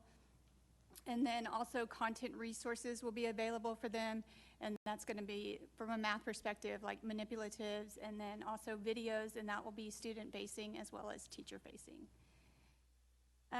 The EMRA process also expanded support for teacher instruction. And we all know that time is valuable for teachers and they don't ever have enough of it. As you can see from this graphic, teachers don't have enough time to create all the components that we just talked about on the previous slide. And the HQIM will actually support and enable the teacher to really focus on how I'm going to deliver the lesson versus what I am teaching, and to move more from the lesson preparation away from that lesson planning. So really intentionally planning for how they are going to focus on the needs of the students who are currently sitting in front of them and get them to thinking about the thinking versus really we've been, you know, in the old days more focused on the answer getting. So those HQIMs really get them thinking about the thinking. So with the EMRA process, it established a strict definition of high quality materials. So what that means is they ensure full coverage of the TEKS, align fully to those ELPs, provide evidence-based practices in relevant content areas, support all learners, that includes students with disabilities, or emergent bilingual students, and students identified as gifted and talented, meet grade level suitability requirements, are free from factual error, enable frequent progress monitoring through embedded and aligned assessments, and provide teachers and student-facing lesson materials with implementation supports. So the EMER process evaluated the materials using a rubric to make sure that they were really high quality. These rubrics have different indicators depending upon what content area they are evaluating. So right now there's rubrics for K-5 ELAR, K-5 SLAR, K-12 full subject, and K-12 supplemental math. Other content area rubrics are now being written, approved, and then they'll be available and implemented in the future. So really when it comes down to it, EMER is taking care of the content review for us. Specifically for math, the 6 indicators that they looked at were the intentional instructional design, progress monitoring, support for all learners, depth and coherence of key concepts, balance of conceptual and procedural understanding, and then productive struggle. Oh, here in sorry. Here in LISD, we will only be reviewing and evaluating HQIMs. So the materials under consideration for our team is we've got a K through 5 math consideration, a 6 through 8 math consideration, and then you can see the high school courses being considered: Algebra 1, Geometry, Algebra 2, and Pre-Calculus. So Ms. Miller and I have developed high-quality instructional material review committees to obtain maximum amount of input from our instructional materials. So our elementary committee consists of 45 members. We've got 22 members on our middle school committee and 26 members on our high school committee. We've got campus representation, and I want you to know that we've got district representation from each of the departments of SPED, bilingual ESL, GT, and digital learning. And while these teams will get together, synthesize the feedback from our staff and our community, every single teacher in LISD will have the opportunity to provide feedback. We know that the HQIM deems these instructional materials high quality, but we want to ensure that they're the local best fit for our students and teachers in LISD. So Ms. Miller and I have worked with these committee members to develop a rubric that aligns to our One Vision framework. We've asked them to consider, as they're reviewing materials, to what extent do these materials support the elements of our One Vision framework? And how do those efficiently and effectively support teachers in implementing those elements, because we know those elements are going to lead to high quality Tier 1 instruction. So we are going to be able to tap into those 2 new funding entitlements because we're evaluating the HQIMs, but we want you to know that the MTIF funds that we've utilized to fund proclamations in the past may be needed to balance our recommendations, since it's affecting every math student in kindergarten through 12th grade in LISD. It appears on this slide that the overall timeline began in November, but we've been doing our research and studying these products for years. In November is when the State Board of Education came out with the 2nd edition of approved HQIMs. So then Ms. Miller and I could meet with the vendors, talk about the review access for our teachers in our community, and then let them kind of know about our process here in LISD for adoption. In January, we formed those committees and finalized that rubric, and campus review began. Campus review is still continuing, but we've opened the online feedback form for our community on our website. And tonight we're presenting this information item to you. Tomorrow night we're having our instructional material showcase. And then on February 9th, we're hosting the in-person community review opportunity at our Bolin Professional Learning Center. In March, we will meet with our committees again, synthesize the feedback, and come up with a recommendation that we will put in front of you guys on March 9th as a discussion item. And then on the 13th, we'll ask you to consider that item and make action on it so that we can order materials, plan for summer professional learning, and ensure that each math teacher in LISD feels equipped and empowered to implement this next school year. And with that, we are opening it up for questions. Are there any questions? Dr. Barker. It's not a question, but it's a comment. I will attempt to make it brief. I appreciate that I had written down a question and then I crossed it off because I was like, yes. I appreciate the layer of the One Vision rubric. As you said, you know, they've taken the work of content review off of our shoulders. And in my mind, I was like, well, maybe. Maybe there's a little bit more for us to do. And I use this visual at work all the time of a Venn diagram with good on one side and right on the other. And what we're looking for is good right, right? Because something can be really high quality but not be right for us. And something could be right for us but not high quality. So what we're looking for is what fits in the balance. And I think we always have a good process. You have a wonderful process for enabling that, using the strengths of the Emmer process, but layering onto it what we do here at LISD. So thank you for that work. Ms. Alkatib? I just really quick wanted to emphasize the timeline. Thank you for laying that out for us, that we all could see that everybody does have the ability to have feedback and input into this. We heard it tonight from one of our speakers, Ms. Cruz, and the opportunity that parents do have. And so we just need to make sure that parents know this is available for you to come in, take a look at the materials that we are considering, and then give their feedback and their opinions on. So I definitely do appreciate that. We just need to make sure that our parents are getting that communication. Anything else? Thank you so much. I look forward to the presentation in March. Next up, Finance Report. Mr. Ware, first up is construction. Look at you coming from those seats all the way in the back.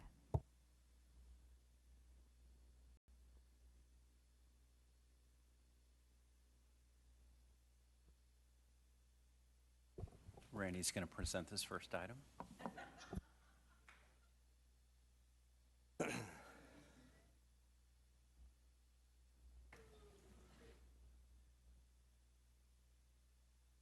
Slides to come up real quick.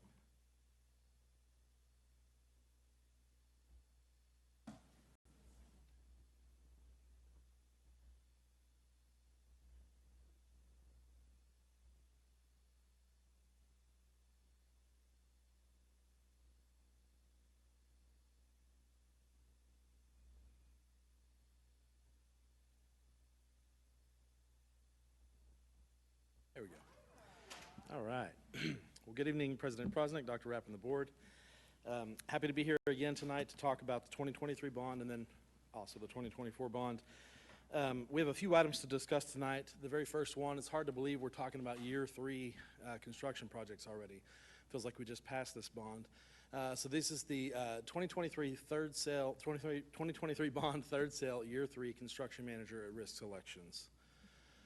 So for the 2023 projects, we split that up into 6 different packages. The first one being the LISDAC renovations. I do want to mention here, this building was built in 2005. So just like all of our campuses, items that are 20 years old are in need of replacement. And so this is really building components that are identified in that facilities assessment study. So that's what this project is.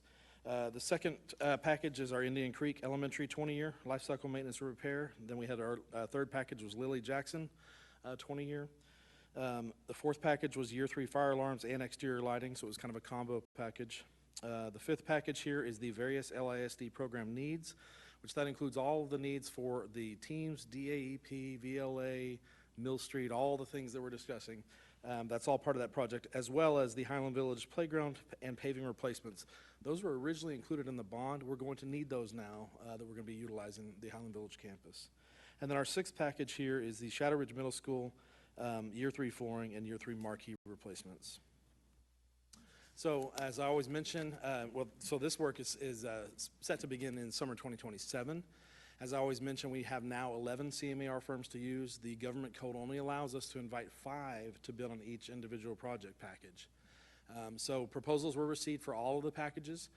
Those proposals, as always, include a brief narrative, proposed personnel, their methodology, how they will approach the project, financial and safety information, as well as their proposed pre-con fees, construction fees, and general condition fees. So we have come up with a recommendation for each one of these packages. The bid evaluation information will be presented prior to the meeting next Monday night. These recommendations that will then be presented as a consent item on next Monday night. And I do want to mention here that the third bond sale has yet to occur. So we are going to have to utilize available funds until then, which we do have available funds. Very confident with that, but just wanted to mention that we're going to kind of be using non-third sale funds for a little bit to get these started. So I'm going to, the next few slides here, I'm going to kind of go in combinations. And so I do want to mention first off, Over the last 10 years, I've presented many projects to y'all, and you know that it's always my goal to bring every project in budget. Sometimes that is not possible. However, I'm bringing these in combination tonight because we have kind of a problem-solution scenario on some of these.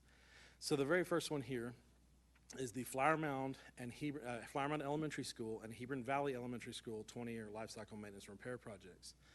So what the common ingredients here is Glenn Partners is the architect on both of these, and Glyden Industries is the CMAR for both of these. So Glyden Industries advertised and bid these projects out to subcontractors, and they have evaluated and scoped their bids and provided us with a guaranteed maximum price for both of these projects. So the Flower Mound Elementary 20-year life cycle is $18,301,440, and the Hebron Valley project is $16,428,000 even. So I do want to mention the Flower Mound Elementary project is approximately 1.67 over the project budget. Now here's the good news. Hebron Valley came in 2.73 under the project budget. So combined, these projects are within the overall combined project budgets between those two. Our recommendation is to approve these GMPs as presented in a consent item next Monday night, and work for these renovations is set to take place summer 2026 and summer 2027. So a little bit about, so why was Flower Mound over budget? So we got a little bit of good news here, right? So we always try to, when the bond is set up, we don't know all the issues we're going to encounter when you get into the actual specifics of the project. Most of the additional cost here came from improvements that were made to the HVAC system that will help us in the long term, not only with energy management, but also from a maintenance standpoint. I've got a slide to kind of show that in a minute. Those improvements also require additional structural support for new rooftop unit locations. There's also some additional cost to really improve that front entrance. Flower Mound Elementary has kind of a sad front entrance right now. We want to make some improvements there. And then we are relocating playground structures due to the existing floodplain.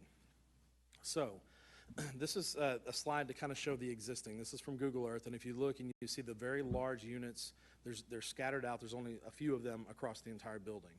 What this means is that's a very large rooftop unit, right? So if one of those units goes down, that entire wing goes down, right? So most of our campuses nowadays have a lot of different rooftop units. So if one goes down, it may affect a classroom or two, but you can kind of make adjustments there. So it's a very big, it's always been a very big challenge for our maintenance department to work on this school from that aspect. Also, from an energy management standpoint, let's say somebody's renting out the cafeteria or the gymnasium for a weekend event or whatever, you've got to turn on the air conditioning for that entire area versus for that one room there. So this is a snapshot from the plans that this GMP is based off of, and you'll see all those little boxes now. We're splitting those large RTUs up into a lot of smaller RTUs. Now, in order to do that, we have to now put structural support under the roof to hold those rooftop units up. So yes, there is additional costs associated, but we really feel like this is for the best interest of the campus in the long run and for the district. Some quick images here that the architect provided after the refresh, kind of what, the renovation project, what it's going to look like. So we always try to show the library. There's one of the hallways. Those are Flower Mound Elementary. Here's some images from Hebron Valley Elementary. It's the library, hallways. Okay, so our next set of projects is the LHS Kilo 20-year life cycle maintenance and repair, and Timber Creek roof re-roof GMP. So the common ingredients on this one, Stantec is the architect, and Joris is the CMAR for both of these projects. Joris advertised and bid out these projects to subcontractors per 2269 of the government code. They have evaluated and scoped those bids and provided a GMP to us. So LHS Kilo 20-year life cycle maintenance repair, the GMP is $34,171,713, and Timber Creek roofing GMP is $2,654,850. So on this one, LHS Kilo 20-year is approximately $2.8 million under the project budget, which is great news. The Timber Creek Elementary roofing project, however, is approximately $430,000 over the overall project budget. So again, when you combine these two budgets and what we had available, we are well under that kind of combined budget.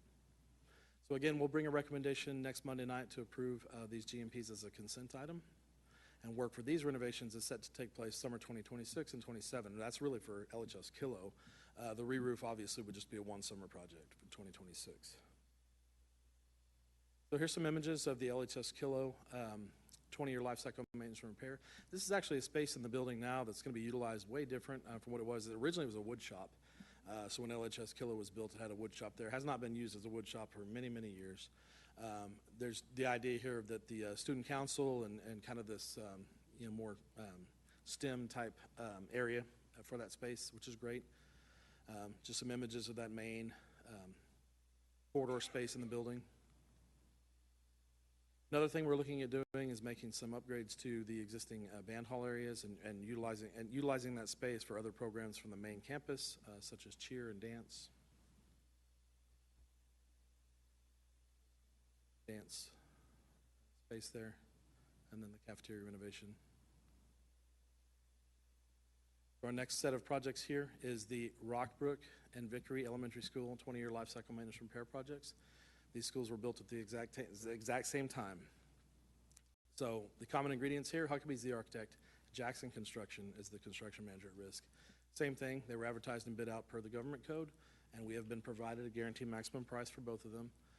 Rockbrook GMP is $16,785,999, and Vickery GMP is $14,954,084.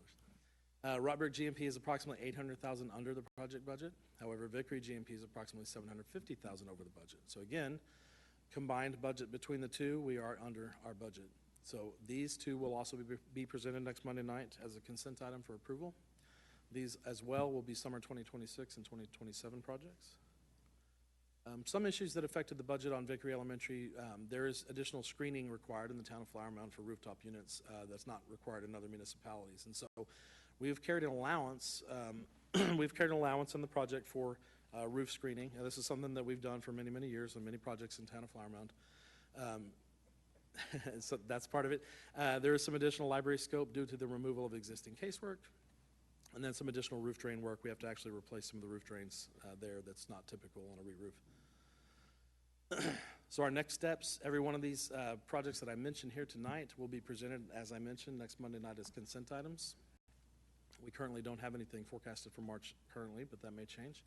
And with that, I'll answer any questions you have on the 2023 bond. Ms. Lasan. So we had the honor of attending FME whenever my oldest was very little, and there's a really cool little mural in the cafeteria.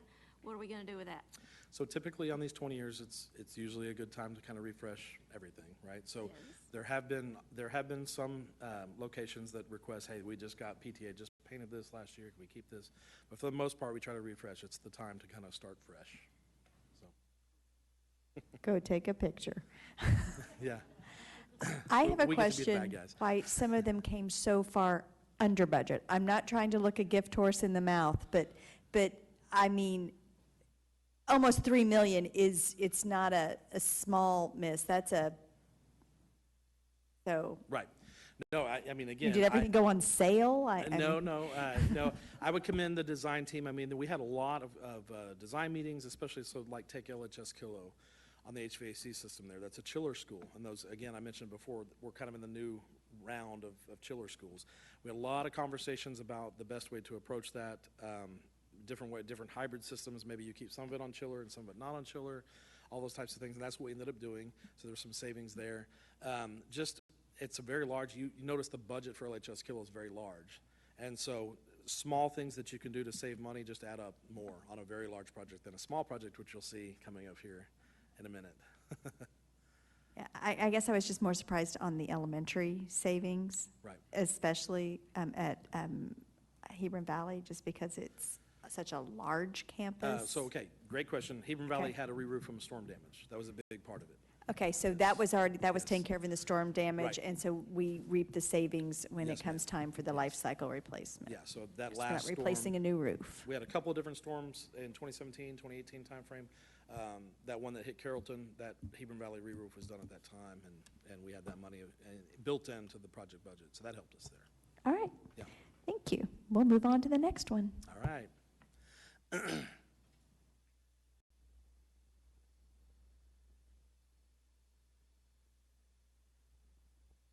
Okay, so our next one is the 2024 bond program. This is our athletics package, athletics bond program. Our first one here, very similar to the last one, is the 2024 bond first sale, because remember, we sold all the bonds in one sale, which is great. Year 3, construction manager at risk selections. Only one project package here, and that's the LHS Kilo Athletics 20-year life cycle maintenance and repair. You might ask, what is that? There's a small building out there by the softball field that's got concessions and restrooms, and that's the building. It's up for a 20-year. And then there's also the track replacement. So this is going back with an asphalt track. So again, at LHS Harmon and LHS Kilo, the decision's been made we don't need a synthetic track surface there. It just needs to be the asphalt track. So that work is set to begin construction summer 2027. We feel like it's a one summer job for both of those. Again, same thing. We have 11 firms. We invite 5 to each package per the government code. We received the same types of proposals that I mentioned a minute ago. We have come up with a recommendation for this package that we feel is the best value. You'll see a lot more information on that in the board book this week, and we will bring this back next Monday night for consent approval. Okay, so I don't have as good a news on these, but I do have a lot more information, right? So we've got 2 projects here tonight for GMPs. The first is the Marcus High School Baseball Locker Room Edition, and then the second one's going to be the Flowermont High School Baseball and Softball Locker Room Edition. Both pretty small projects, right? So when you look at the original budgets and the cost per square foot that was allocated, it's very small. And so as we mentioned earlier with LHS Kilo, when you've got a $36 million budget, you have a little bit more cushion there than you do on a small project. So with both of these, VOK is the architect and Glidden Industries is the CMAR. Glidden has advertised and bid out these projects to subcontractors, and they have provided us a GMP. The GMP for the Marcus project is $3,330,000. It exceeds the overall project budget by approximately $1.57 million. So we'll talk a little bit about that in a second. So so what kind of funds do we have available to help with that? Well, we do have land sale funds. We've got 2024 bond project savings and 2024 bond interest earnings. Now keep in mind, the 2024 bond is broken up into 3 different propositions, and any savings that we have in any of those propositions can only be used for similar type items. And so that money is what would be available for this.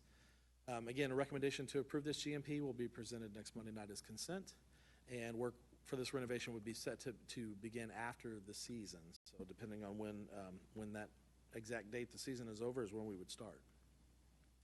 So some of the issues that affected the budget on Marcus, there's approximately 7,400 square feet of pavement that must be removed and replaced. So that allows for water flow past the new addition. We have to relocate some utilities. We have to add stormwater lines. We have new sidewalks that meet all the TOS requirements, which is your ADA accessibility. The accessible parking and ramps are to be reworked, as some of it is where the new addition is being constructed. We have some new gates that need to be provided to relocate main entry to between the concession building and the batting cages. There's also an existing archway there that was already there by the Booster Club. We have to tear that down, so we are replacing that. There's a new service yard being created to accommodate the new HVAC systems.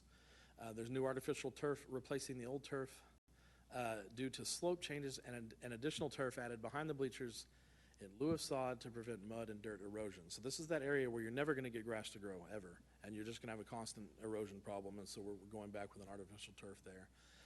There are new landscaping requirements required by the town of Flowermont on this one. We have to remove some existing lockers and showers in the existing locker room. We're adding a new wall and door to create a separate laundry room from the existing umpire changing rooms. That's not really a locker room thing, but it definitely is an improvement to this space. We are adding new hot water heaters for the building, and we're adding a new washer and dryer facility, which includes removing the old 36-inch wide door and replacing it with a 42-inch door. So several things there that would not have been kind of thought of when you're budgeting for just a locker room addition for X number of square feet for cost per square feet. So that kind of explains why these types of things really creep up on your budget for a small project. So where is this located? This one is actually attached to the existing building there. So you'll see I've got a little bit clearer image here. The yellow box there is attached right to the existing building, right next to the field.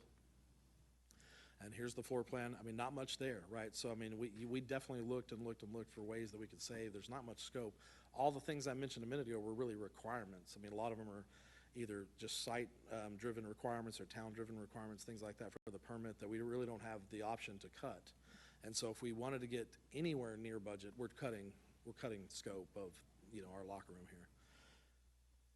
here. Quick elevation study here. So from a material standpoint, it's going to match exactly to the building that's there. Same roof slope, same color brick and everything like that. Our goal at the end of every addition is we walk away and nobody knows it's an addition, right? Okay, so the next one is the flower mound, baseball and softball locker room. So I had a little bit higher budget to begin with because it's a baseball and softball. It's a little bit larger building. Same architect, same CMAR, same process. So I'll get right to it. Our GMP is $5,869,240. That exceeds the overall project budget by approximately $720,000. So again, the available funds that we have to make up that overage would be land sale funds, 2024 bond project savings, or interest earnings. Again, we'll bring this back next Monday night as a consent item for approval. And again, this one would start renovation work right after the season ends. So some of the issues that affected the budget on this one. The existing water main must be relocated because it falls under the new building. I'll show you where this building's located in a minute. We went through a lot of different options. And unfortunately, where the fire lane was and the distance from a fire hose to the building prevented a couple of good opportunities. And we ended up with the best that we could do with the size of the building that it is. Due to the slope of the site, the building will have some additional concrete for ramps and retaining walls along the north side of the building and parking area. It also requires a new trench drain added next to the tennis courts to prevent flooding of those tennis courts. Roughly 3,000 square feet of paving must be removed and reworked to account for the relocated water line and sidewalk changes. We have relocated fire hydrant with new fire department connection and above ground fire vault. We have improvements to the tennis locker room and storage. So that's a little bit above what the original scope was, but we're basically vacating some of the existing space in the old building, and they do not currently have tennis storage and things like that. So we're able to provide that because the space is there. So that's not really a huge impact on the budget, but it's a plus that it's in there. Okay, so here's the location. You see the yellow box right next to the tennis courts. So again, I mentioned we originally started looking up by the field there on the top left-hand corner of the building. Well, the problem is the fire lane that's there, the existing property line, there's really no way to extend that fire lane any further to get to the building. It has to be within a certain distance of the fire lane to the building, for a hose distance there. So really, this was about the only location we could make work there. And I know everybody was kind of concerned when this project was first thought about, like, where are you going to put it at? Well, we found a good spot, but it's got a lot of work associated with it.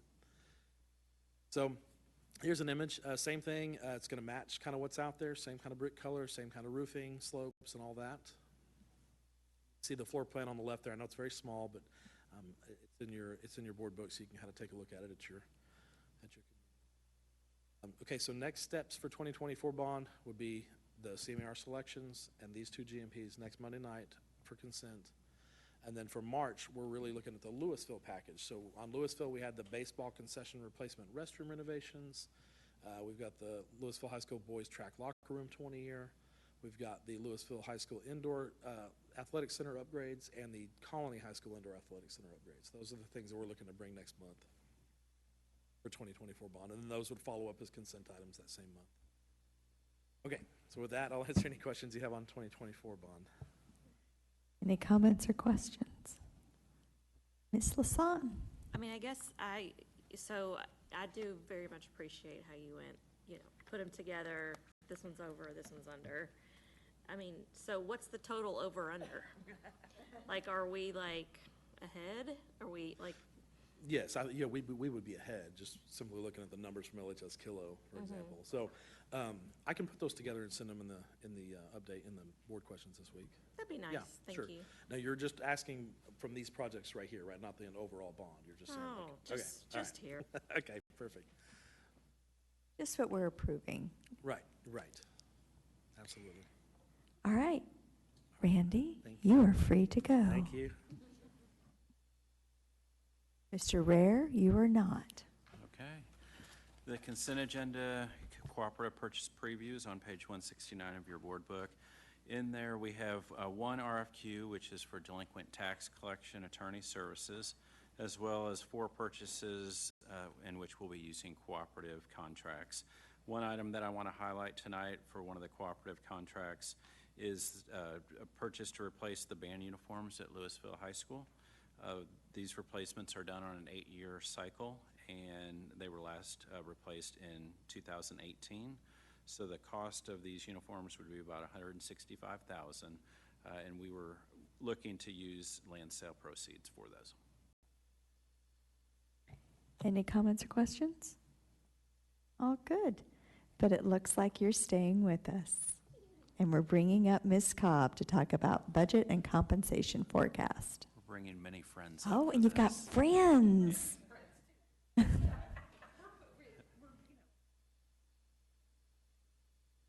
I like it when you bring friends.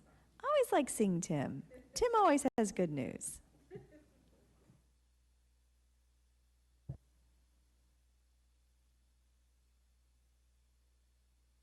All right, so tonight we'll start looking at an update for the fiscal year 26 budget, as well as a projection for fiscal year 27, which will include a review of compensation and benefits.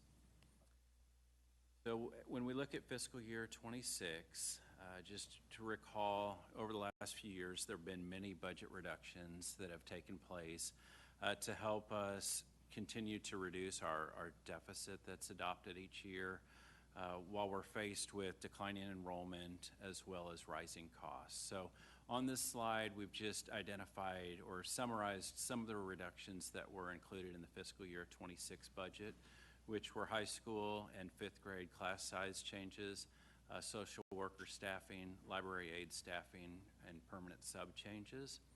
In addition, since 2019, we've been trying to align our central office staffing with our enrollment decline. So since then, we've seen enrollment decline of just over 6%, and we've also reduced central office staffing by about 6.6%, which is about 136 positions over that time. There have been some positions that we've had to increase over the last few years based on needs, and so some of those areas are special education, counseling, VLA, and safety and security. And so we're also faced with many unfunded or underfunded state mandates, and so this slide will just summarize a few of those. And this is for actual expenditures for fiscal year 25 and how those compared to our state allotment. So the first one, we've spent $12.7 million more on transportation than what we were provided by the state, $7.7 million more on safety and security, $4.3 million more on special education, $3.4 million more on early education, and $2.4 million more on dyslexia than what we received from the state. So in total, right there, that's $30 million that we spent, $30.5 million. That's correct.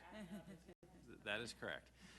That we spent in our budget above and beyond what the state allotted, which just continues to place more of a pinch on our budget in addition to our declining enrollment. So in addition to the data from Massaro, and we appreciate their analysis of the taper reports, you already saw tonight Jeff comment on just how strong our enrollment's coming in, and we're still continuing to hang out at that 18th position, being in the top 20 largest school districts in the state of Texas. So the interesting piece of data that we got from them is when you look at our special education population, we rank number 4 in the top 30 largest school districts on our percentage of students that are served in special education at 19.8%, so almost 20%. You can see the only districts above us are Wichita Falls, Killeen, and Schertz-Cibolo. There isn't anybody else in the DFW area that is coming close to almost 20%. We have some peers further down the chart. Well, we've got Mesquite there at 18. And then a little further down the chart, you see Keller, Northwest. You see the average of the top 100 largest districts in the state of Texas. Their average percentage of students served in special education is 15%. That is a significant difference. So when you think about the school improvement conversation we had earlier tonight, when I made the comment to you all about one of the common things coming up is not only our bilingual program model, but also our special ed program model. So what I've been talking to our TEA contact about is that we are a district well poised for the agency to partner with us on best practices for special education. And we would like to be a leader in that realm, and frankly, they should use us as a leader in that realm. You know, so they're going back and having some conversations at the agency because of that. You'll notice this, and Dr. Bonner actually spoke about this over a year ago, that special ed data impacts this next chart. When you look at where we fall on our student to teacher ratio, we're actually at number 2 with one of the lowest student to teacher ratios, but that is because of the number of humans that we need to support our special education students. So that's not necessarily immediately translating to your core content areas, which of course is leading to what Mr. Rare shared about unfunded mandates. The larger your special education population, we have always said that we work to do what's right by our kids. You put your money where your mouth is, board, and we know that we're spending well more than what the state and the federal government provide for meeting those IDEA mandates. So more to come on our offer to the agency to partner with them, because they have said it's a trend they hear from other districts, and I'm like, we want to be part of the solution. So help us do that. And I asked them, how do they talk as school improvement with special education across departments at the agency so that they can ensure that they're putting in a practical approach to that runway that they give you. And our TEA's person's reaction was close to Dr. Barker's there when I asked that question. So we look forward to more conversation to come about how to support our special education students in the accountability system. As a reminder, our adopted budget included revenue of $570.6 million, expenditures of $573.4 million. So we were looking at an adopted budget deficit of $2.8 million. This slide takes a look at our revenue assumptions that were used when adopting the fiscal year 26 budget and how they compare to where we are currently. So our enrollment projection for this year was 46,402. At snapshot, we were extremely close to that. We were 24 students above, which is outstanding because there were a lot of districts around us that were well under what they were projecting for their budget. So this was a great point for us for this year's budget. Now, you will see that we updated it as of January 20th, and so it is down quite a bit from snapshot. The majority of that is due to our December graduates. And so on the estimated ADA, we used 43,715. And just to recall, we got to that number this year based on, we were looking at what ADA decline was from fiscal year 24 to 25, and it was a little over 700 students. And so we used that same decline for fiscal year 26. You'll see that that's not quite where we're going to end up. And so for the third 6 weeks, we're at 43,640. That is what we're using for the projected numbers that you'll see going forward in this presentation. We also included right now we're projecting our year-end ADA to be. Over the last 4 years, we've seen a decline of about 311 students from the third 6 weeks in December all the way to year-end. So that's what that year-end projection is just another decline of 311. On the property value side, we used a T2 value, which is used to help calculate our state funding of $57.3 billion. The pre-preliminary values that we received, we were right on. I mean, we were only $6 million off, which is outstanding. And so last Friday, we did receive our preliminary values, and so those actually went down a little bit. I think we're down about $27 million from what we used for the budget, which really won't have that large of an impact, but it will give us a little bit of additional state funding. And then you'll see the tax rates that were used for the adopted budget. We used a 99% collection rate. At this time, we really don't have updated information on what that looks like because most of our tax collections come in December and January, and we just didn't have those posted yet at this time, but we'll be able to update that for future presentations. And so for the adopted revenue that was adopted for this year's budget was $570.6 million. 82% of that was from local sources, with most of that coming from property tax collections, 17% from state revenue, and 1% from federal revenue. Through December, and that's what we've projected on because we haven't closed our month for January yet. So these projections through December, we're looking at total revenue of about $561.3 million, which is about $9.3 million less than what was adopted. However, I do want to point out under state revenue, we have a note there that currently we're not including any hold harmless funds just because there's still uncertainty with property values. When we did this presentation, we were using pre-preliminary values, and so until the preliminary values kind of get finalized a little bit more, we didn't really want to go forward with putting that additional state aid. But right now, we're projecting about $9.6 million for additional state aid, and so that would then put us really close to what our adopted budget was. On the expenditure side, the budget included recapture of $23.9 million. Through the third 6 weeks, we're really close to that at 24.1. For payroll, it was $464.9 million.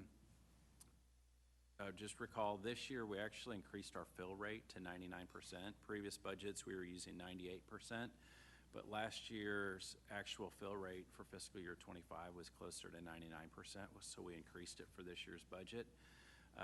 We're not there right now, so as of January 21st, we're closer to 97%, and that doesn't include facilities or transportation, which we're actually seeing a lot of vacancies there. And so we're currently projecting payroll savings of over $14 million. For non-payroll, we're looking at probably another $8 million of savings, and once again, that's based on our December projections. We'll continue to make those a little bit more accurate each month, but so right now, we're looking to see pretty significant savings through contracted services and supplies. And so with that, you'll see the adopted budget for expenditures was $573.4 million. Right now, we're only projecting about $550.5 million, so we're looking at projected expenditure savings of about $22.9 million, which would be outstanding. That's pretty close to what savings we actually realized for last year, just to let you know. So it was close to $22 million. So one thing I wanted to highlight in here, this does not include any market adjustments that we'll be discussing in a little bit, and right now we're estimating those to be about $3.8 million. And I also just want you to remember that number and the projected savings that we saw last year and that we're projecting for this year when we start talking about fiscal year 27, which might help you with a little bit of the panic when you see that number. And so Dr. Rapp is going to discuss the market adjustments. Board, as you know, I've been bringing these forward to you to address House Bill 2 compression, market adjustments, and you had asked for a phase-in plan. We talked about that. So as they move on into fiscal year 27, you'll see some of this reflected in there, but hopefully you all would be able to give us some feedback tonight because we have placeholders on the Monday night agenda if you would like to take any action on any of these market adjustments, House Bill 2 compression issues for fiscal year 26, so that could get reflected in people's pay that are impacted by those decisions.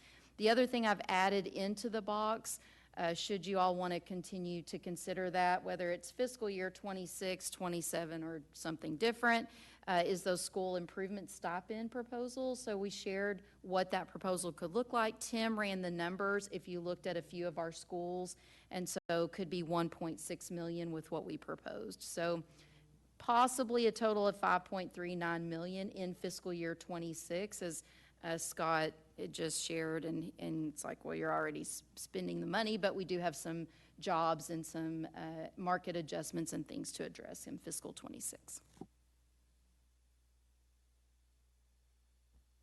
So the next steps on the fiscal year 26 budget will continue to monitor our spending each month and also the position fill rate.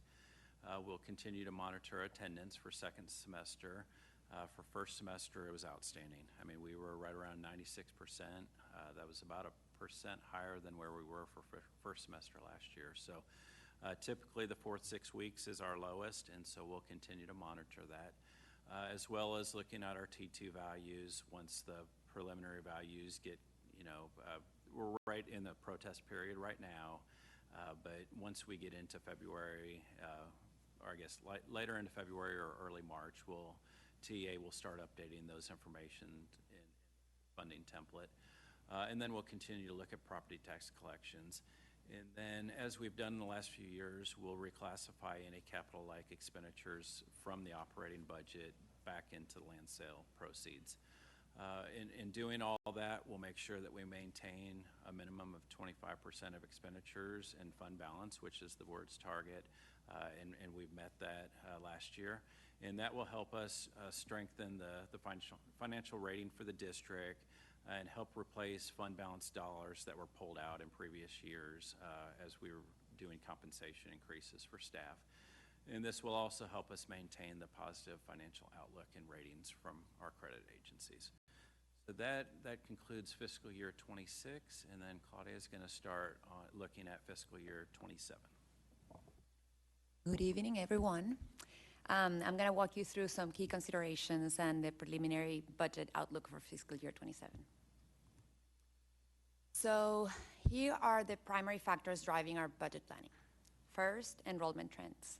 We're seeing a continued decline as larger graduating classes are replaced by smaller incoming kindergarten cohorts. Number two, compensation. So to stay competitive, we continue to evaluate how our compensation aligns with the current market. We will hear more about these later in the presentation. And lastly, we're actively identifying opportunities for new revenue streams and possible budget reductions. So I know Scott talked about this earlier, but we have a graph here comparing our enrollment against our average daily attendance. As you know, the Texas funding formula is based on attendance and not enrollment. So let's look at fiscal year 26 for a moment. We have our adopted budget and PIM snapshot figures side by side. So our PIM snapshot enrollment is very close, actually slightly higher than our adopted budget, like we shared earlier. However, despite our efforts to boost attendance, our ADA as of snapshot came in about 400 students lower than the 43,715 that we projected. So for fiscal year 27, our projected enrollment will settle near 45,000 students. We propose budgeting based on a 93% attendance rate rather than the 94% used this year to ensure our revenue projections are in line with current trends. Now let's look at some preliminary funding figures for fiscal year 27. We anticipate a decrease in tax collections of roughly $18.6 million. This is mainly because the disaster pennies we accessed this current year are expiring. So as a reminder, disaster pennies are intended to help districts access additional funding to offset costs from a disaster, and they only last 1 year after approval. Because state funding is linked to attendance, we also project a decrease of approximately $7.7 million in state funding. So our recapture payment will decrease due to lower tax collections, but the net impact is still significant. So in total, we project $17.9 million less in net funding for fiscal year 27 compared to this year. I'm going to now hand it over to Tim Chafin to discuss compensation considerations. Last month, we talked a little bit about, we presented to you some options for classroom teachers, those that are TRA eligible.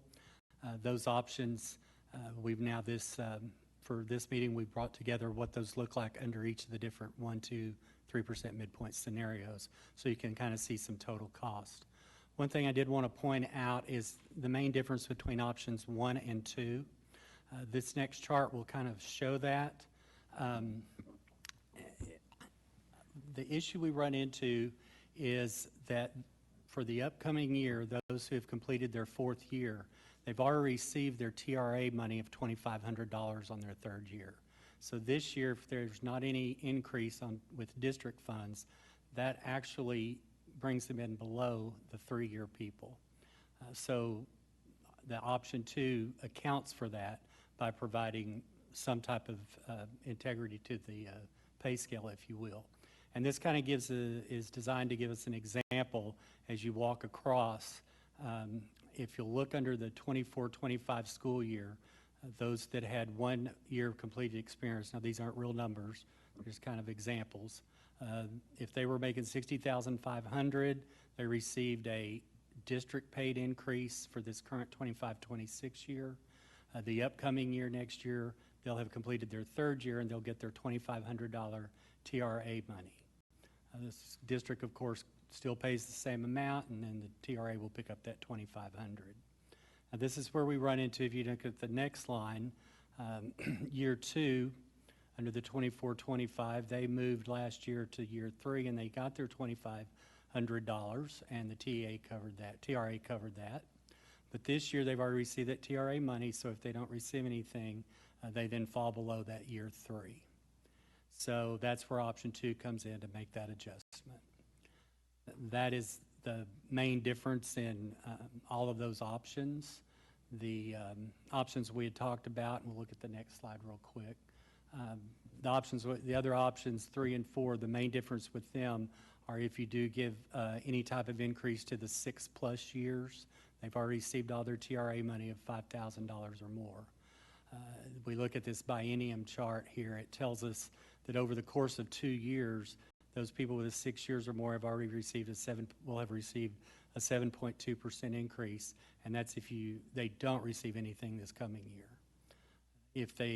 These are some options. If you give them $500, it'd bring them up to 7.9, and $1,000, they'd be at an 8.7 increase over the 2 years. So just kind of a tiered approach as a consideration to look at. Okay, so the actual costs, getting down to the dollars of things, the classroom teacher options are broken out under each of the 1%, 2%, and 3% scenarios.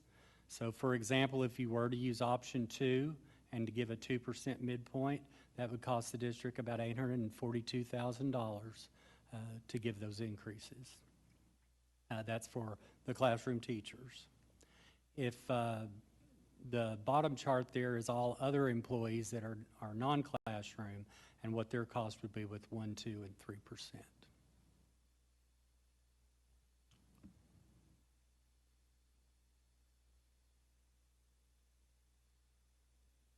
Okay, so putting all of that together, your total costs based on which option you would choose and adding both the classroom teacher and all employees together, it breaks those costs out there under options 1, 2, 3, and 4 and which scenario you use. The last chart there is just to show, for example, on the 6+ years, if they were to get a full increase, that would bring them to about a 10% increase over the 2 years. That's what that would cost. It also kind of gives us what we always look at year after year, that it's about a $4 million increase for every 1% of midpoint. So those numbers come out pretty close to that.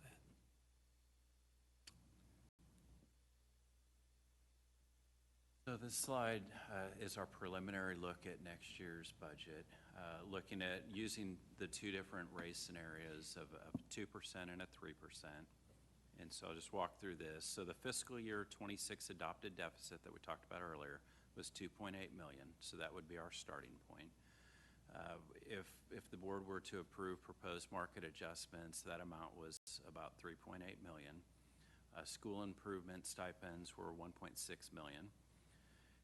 And as Claudia mentioned, our projected funding decrease due to lower enrollment and then also losing the disaster pennies is about $17.8 million. The raise amount that's included in here, since there's a lot of different options, we just went with what would be a 2% for all staff, what's a 3% for all staff. And so that amount would change based on the option that the board would choose. But for now, we're just using the 7.9%, which is a 3%, or 2% for all staff, or 11.7, which is a 3%. So you'll see what the total deficit would be before any reductions. And so, as I said earlier, I don't want that to alarm you, because obviously we have reductions that we would take into account. So the first one would be right-sizing campus staffing to enrollment decline. And so we haven't started staffing meetings yet, so we really can't tell you what that amount would be. I will say, I believe last year we had $4.5 million as the placeholder for that. And so the other thing, we talked about earlier, what's the fill rate that we want to use? And so this year we used 99%. We probably don't need to do that again. You know, we could go back down to 98 that we've used before. Maybe we even go back to 97%. And so each percent is about $3.7 million. And so that would be a savings to the budget. Obviously, there's other things that we'll be looking at, and we'll talk about in an upcoming slide, other considerations that we have to take into account. The other thing, didn't list on here, but this year, you know, as we mentioned in fiscal year 26, we're looking at a good surplus, is what we're projecting to end with. So some of those funds could be used to offset a potential deficit for 27. And so at this time, we don't feel, you know, we're ready to put a potential deficit, but we'll continue to work on that each month to fine-tune that. The other thing I did want to mention, you know, last year I mentioned we said we had expenditure savings of about $22 million. This year we're projecting about the same. We need to continue to fine-tune our expenditure budget each and every year, and so that will help reduce any potential deficit. And with, anytime you talk compensation, you also want to look at our benefits package that we offer. So this year, we typically provide you with looking at across our surrounding districts and what they provide. This year, we decided to look at it from the market group that we compare when we talk through the money portion of compensation. So the next 3 slides are the districts within our market group. And you'll see we have them listed, and we have them listed from the highest district contribution that they pay towards insurance, and then what it costs the employee. So you can see that Mesquite, it's a non-TRS plan. They pay, depending on what plan an employee chooses, they pay anywhere from $459 per month to $533, making the employee's cost $177. And you see that throughout. They're out of the 20 market groups, we come in about 12th at number 12. Right now, we have a tiered approach as well, but the plan that most of our employees choose, we pay $326, and it costs our employees $228. You can see it goes all the way with the 20 groups to Denton. They pay $260, and it costs the employee $310 a month for insurance. So looking at that, you've seen this chart before. This is our tiered approach. This is a history of what we have paid out each year, what it has cost the district to pay out the district contribution for insurance. That has not changed. You'll notice the biggest change on this is over the years, we've had that number of people that have chosen this particular plan. This is TRS Active Care 2, has been around 60 to 65, 70%. You'll notice this year, only 58% of our employees have chosen this plan. We attribute that to the increased cost of the insurance. And then just looking a little bit at our history as to how we have worked with the district contribution history, going all the way back to 2016 and 2017, we've listed what the district contribution's been, what the employee cost is, and then we've added in what TRS increase has been over the years, the last 10 years, and then why. From 2016 to 2017, our annual increase cost to the employees has been $219. And so then on the next slide, this comes into where we are required to provide affordable insurance through the Affordable Health Care Act. For the first time in a long time, as I mentioned earlier, more of our employees are choosing the primary health plan versus the high deductible plan. We attribute that to cost. It is one of the cheaper out-of-pocket plans. Like I said, by law, we're required to provide affordable health care. If we don't, there's a monthly tax imposed for each month of noncompliance. We've done some math, and according to the cost of our lowest employee-only plan, which is $228, the affordable hourly rate for that is $19.50 per hour, and that is for 25-26. That would increase as the cost of our plans increased. Right now, we have 979 full-time positions earning an hourly rate less than $19.50. We recently had to complete the employer portion of a marketplace application. We're required to do that, and the employee was earning $17.96. The affordable monthly premium for that rate is about $211, and we're at 228. So we need to look at providing a more affordable option for our employees. So we put together some proposals. And so right now, the projected total annual expenditure for 25-26 is around $16.1 million. Option one, you could increase the district contribution to $393. So that would include it's the highest LASD contribution. Each tier would receive the same amount of money, no change to the family plan, and the employee plan would decrease by $67. That would cost you $18.3 million, which is about $2.2 million more than we currently spend. Option two, increase the district contribution to $400. Each tier receives the same. The employee-only plan decreases by $74. It cost us $18.6 million, $2.5 million than what we currently spend. And then option three would be increasing 10% for each tier. We'd keep our tiered contributions like we do now. The employee-only plan decreases by $33, and that cost is $17.4, about $1.3 more than we currently spend. So then, of course, you've seen this slide before, but these are all the things that we do offer benefits for all of our employees outside of the compensation and the money portion of it. But the Employee Assistance Program, we're still offering that. In fact, we offer it through 2 different programs, vaccination clinics, the paid life insurance, hardship, bereavement, donated days that you all did, the bereavement that you all did a couple years ago. We provide mental health, a video library, retirement planning, all the other on-site campus leave information sessions. We do all the things. But with that, I would be remiss if I did not thank Maria Lutz, who's in the audience, our Director of Benefits, for her work on this portion of the presentation. So with that, I'll turn it back over to Scott. All right, so some next steps for fiscal year 27 budget. We need to continue to identify areas for additional reduction to help us with the funding loss that we're going to see due to enrollment decline and then losing the disaster pennies. The Program and Budget Review Committee last year identified some areas that we need to continue to look at for fiscal year 27. So just meeting with them to continue to review those items. We'll need to continue to look at compensation and benefits and what that looks like for fiscal year 27. And then we will continue to provide the board with updates throughout the remainder of the spring.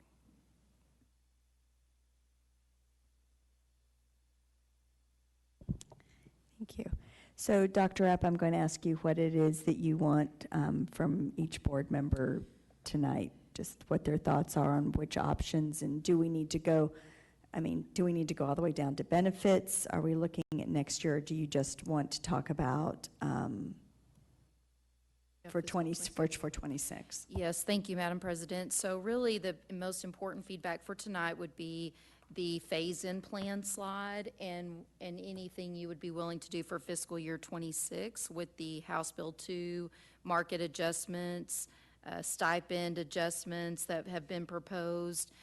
You'll have plenty more conversations at fiscal year 27, so we're just sharing more information now, more to come on that. So we really don't need any feedback about raise options or benefit options at this time. We're just presenting that to get started on fiscal year 27. So the slide that we really need your feedback on is if you'd like to do any of these market adjustment, stipend adjustment, House Bill 2 compression, because we would look to bring those forward on Monday night for a vote, and that would get included in your fiscal year 26 budget.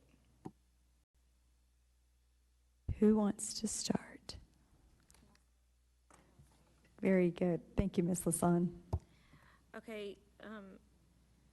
Brewer, could you one more time tell us what you think we're going to be in the positive at the end of this year? For fiscal year 26, on the low end, I would say 10 million surplus. Okay. On the high, and I hate to say this since we're only in February, I would say 20 million. Okay, that's what I thought, okay, well, I thought more, but that's what I heard some of you saying. You know I like to be conservative. Yes. But we and I did think that's project great. in this presentation 22 million. Yes, Is okay. what the savings is. But that's great, okay, but that's great to hear, so that's what I wanted to know. So for me personally, on that slide, I guess, I think I'm at your grand total of the 3 million, and so that does not include that school improvement stipend proposal. I don't think I'm ready to include that. Does that 3 million include the 725K? It does not. So the 725 would be on top of the 3 million to make those people that didn't get service credit when they were paras, they don't qualify for the teacher retention allotment, which would be another unfunded mandate in the long run, but. I guess yeah. I'm okay with that as well. I think the one thing that I'm not ready to pull the trigger on yet is the school improvement stipend. But the rest of it, we've talked about, and I think that's fine. And just keep going, Dr. Sure. Parker? Let's go down the row. I think it's very important for us to take care of these House Bill 2 challenges. I think the state did a real disservice by not including many people in its plan.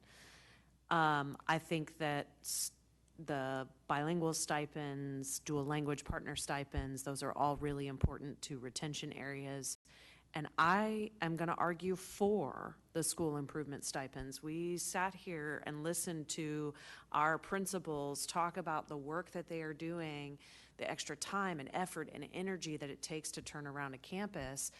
And we need strong staff in those places. And so I think that a stipend that is tied to a campus improvement will A, help our retention on those campuses, and B, really recognize the hard work that goes into turning around a campus that is struggling. I know you didn't ask for it, but I'm just going to say it because I'm going to repeat it until the day is long. We can't have a conversation without salary without having a conversation about increasing our contribution to benefits, because we've already hit a situation in the past where our staff actually got a reduction in pay because, and we still don't have, we have uncertainty of what TRS is going to do. And so I'm just going to throw that out there. We can't have that conversation without them together. We will have that conversation. Dr. Taylor. So I understood you saying 20 million, first of all. I appreciated that, even though it was something else in the slide as an accountant, to be very conservative on that number. Yes, yeah, and So- the expenditure side Right. is 22. Yeah. But Yeah. on the revenue side, currently, we're showing 9.3 under budget. Gotcha. But that's because we haven't factored in additional state aid. Exactly. I'm always a fan of conservatism as it comes to the financials. I don't think that comes as a surprise to anyone. I am in support of the market adjustment. I talked about it. We made another decision around this board table, and I was like, that money would have been better spent for market adjustment. So I'm in favor of market adjustments. In favor of the House Bill 2 challenges, I'll use your language. And I also, again, around this board table, said that I was concerned that we were leaving a population of our students behind. That even though, students are more than a test score, I'm almost positive if we start looking at some of the transfer data by feeder pattern, we're going to see parents choosing to send their kids away from their neighborhood schools into another part of the district. And I believe a lot of that is around the test scores and accountability and all that. So again, we see that a lot of our schools are struggling, especially in a certain feeder pattern. We saw it around the table today, the people that came up to talk about their schools. I think that you have to put your money where your mouth is, so if we care, in my opinion, that a certain population of kids, whatever it is, if it's language, if it's Title I, whatever it is, that we should make the investment in school improvement. And so the accountant in me would say, pick one, to support, because I'm concerned about funding. But I think long-term, with the effects on every kid, every child, with the effects on our staff, that I think that I have to support all of those. And I will add a caveat that I also support, obviously, looking for the money somewhere. And of course, everybody knows budgeting. There's two options. You can increase revenue or you can cut expenses. So I think we have to make a conscious effort to look in those areas and do whatever we need to do to support the three of those options. Where were you on the para-certified subs? Oh, yes, I supported that too, surprisingly, but as an accountant, but again, for So all the you're for reasons that everything yes, on the left I'm side? for everything, Just that's making right. sure. The 725 as well. Ms. Sells? I am for the HB2 challenge adjustments, including the paras. I'm on the fence about the school improvement stipends. I think we need to be very cautious that we're not stipending ourselves into a hole. And that's my only concern. I understand the work that these principals are doing, and I understand the challenges that they're facing, but that number just gives me a little pause. So I'm on the fence. I think I just need to do some stewing. So. Ms. Hassan? I would also like to add that my remarks about not being for it now doesn't mean I won't be for it, for the next budget year. But for now, we're in the middle of a budget year. We're doing what we can to help, and that's something that we don't have to do. I almost feel like we kind of have to do some of this other stuff. So that's the reason. So you would be for it if it was brought back forward for the 27? Possibly, yes. For I the would- 26-27 yes, budget? I think yes. So that could be not knowing what's coming around the bend, but that could certainly be part of the consideration for the 27 budget. Ms. Alcatab? Similar thoughts. I do have a question about the school improvement stipend. I think we talked about this last time we discussed this, like the time frame. Is this like a 3-year stipend? Is it, because I think it was a staggered, just trying to remember. Yeah, 2 years is the thought, so that you Okay. try to maintain that consistency across 2 years. So it wouldn't be paid out all at one time. Sure. Be paid out half 1 year, half another across the 2 years. And the numbers are rough estimates, of course, and we could come back and work up various proposals at different price points, which probably, if I'm sensing a little bit of the heartburn, maybe just some more options for discussion around the price points of those. Absolutely, because I guess that's just kind of what I wanted to check, because, we kind of get into the stipend hole, kind of like you said, and it's a reoccurring thing that if we commit ourselves to, we need to keep it going. Well, and it's this year, it's this, and then what is next year and stuff. Exactly. And I mean, we're always going to have those people in certain populations that deserve extra. Everybody deserves extra.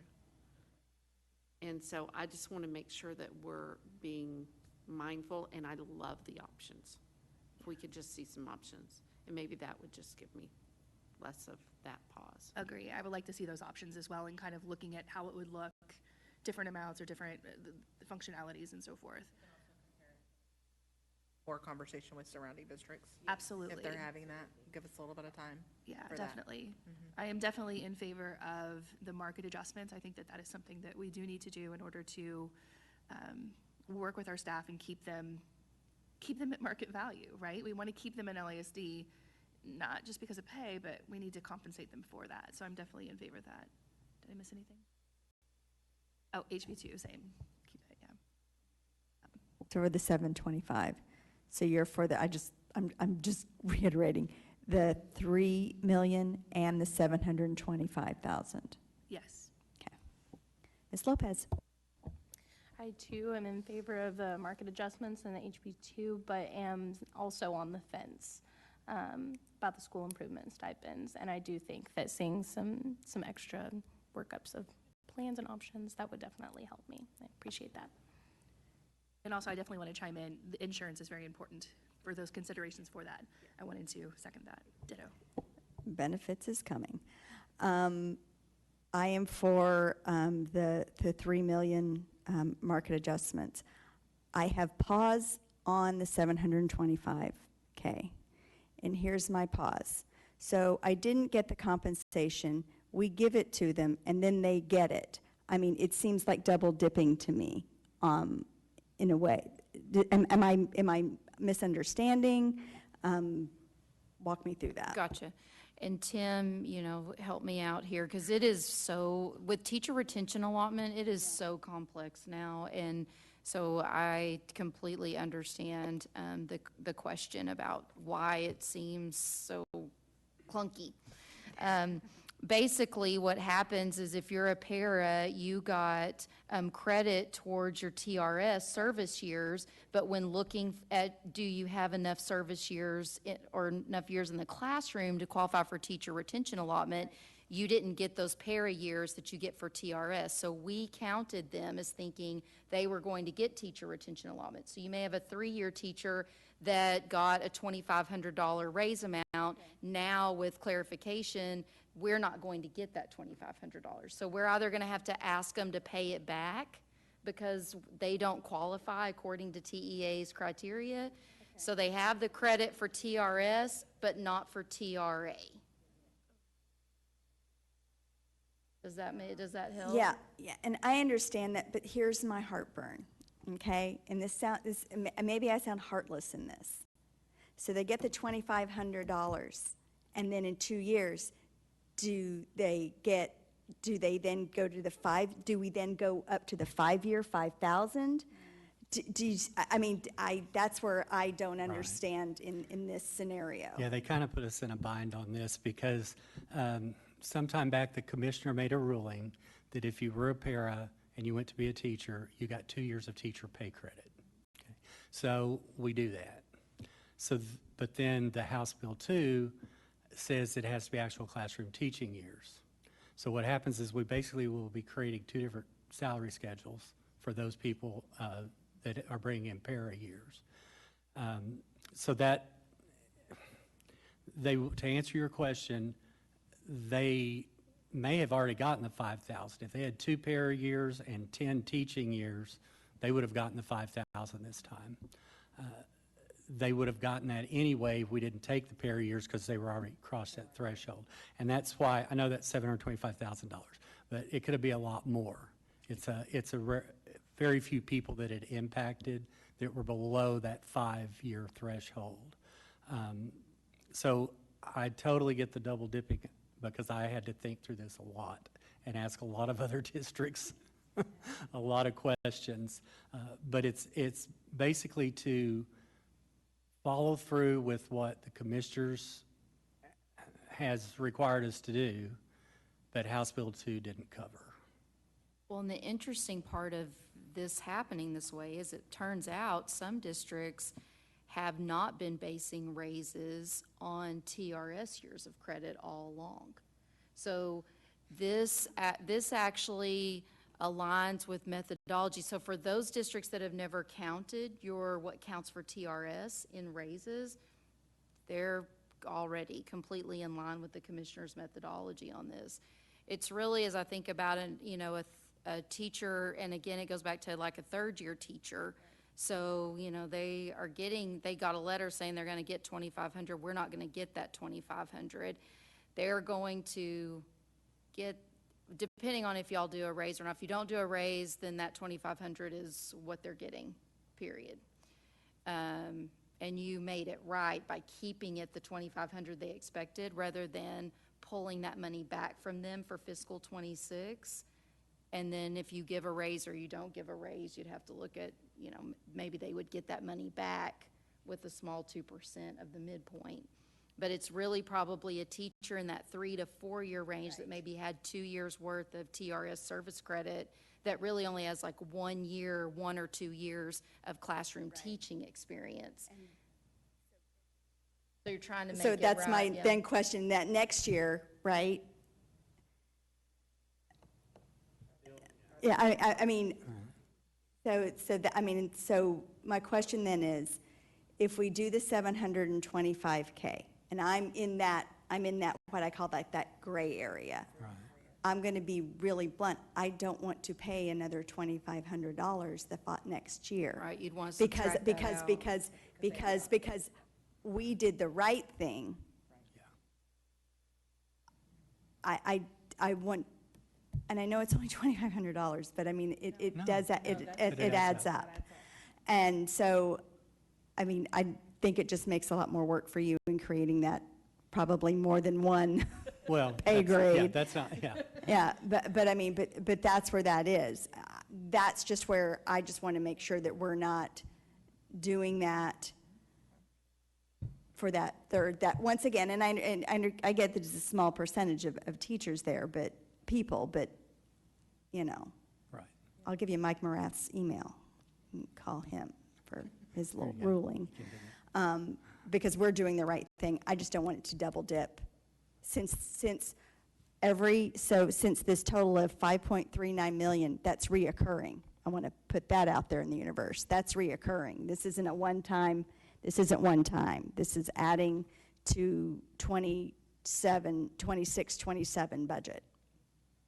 So with that, Tim, I'm going to trust your methodology that you're not going to let somebody double dip on me. So I know you won't.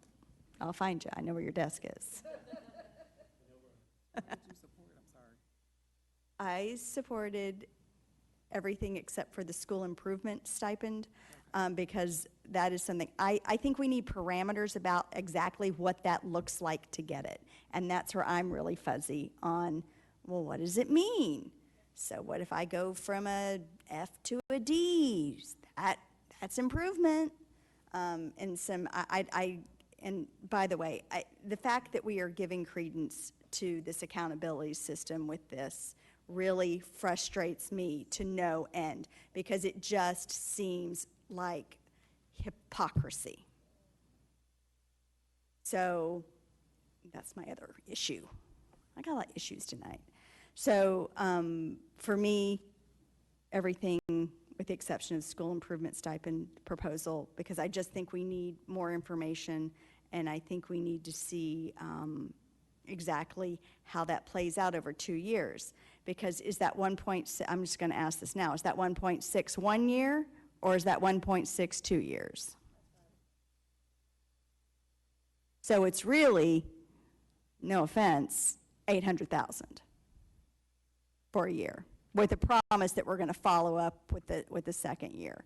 And I ran a little bit high on that, now opposite of conservatism, because we just did a few schools. I mean, we'd have to really look at which schools exactly, so tried to be a little bit on a higher end and be able to come in underneath that.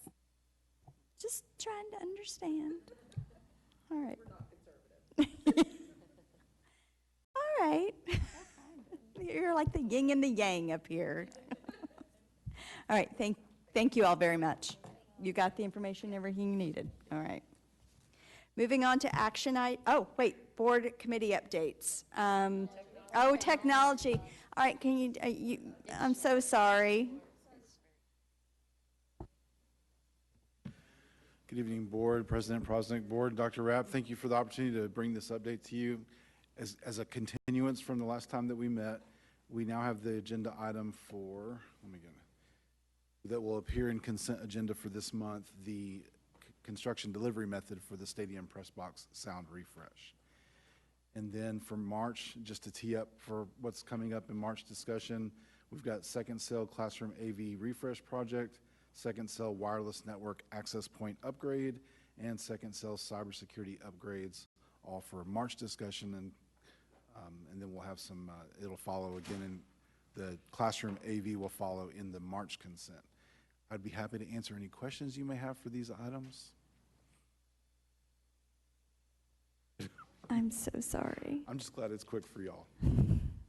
No, I appreciate it, and I appreciate seeing the refreshes as I walk campuses. It's really fun. It's fun to see. Are there any other comments or questions? We're going to put you up first next month. I'm reversing the order.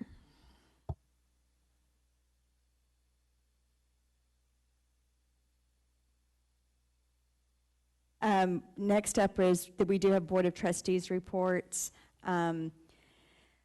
The Program and Budget Committee will meet this Friday, and we will be looking at staffing for athletics, fine arts, and counseling. That's kind of what we're looking at. As you saw with our budget, where most of our money comes and goes from is people. So we're just going to look and see where we are in alignment with other districts, much in the same way of what we did previously as well. Are there any other committee chairs that have anything? Dr. Barker? Very briefly, the Board Operating Procedures Committee is working to get together in the next 2 weeks so that we can, yes, the BOP, so that we can start the calendaring project. Anything on policy? No. Ms. Lasan, I know you've got naming coming up. We're getting ready to do some naming stuff for you, but nope. Anybody else? Yay, we will move. Do you have anything? No. We will move on to action items. First up is to consider a resolution regarding adopting a period of prayer and reading religious text in accordance with Senate Bill 11. Ms. Bay. Good evening, Madam President, members of the board, Dr. Rapp.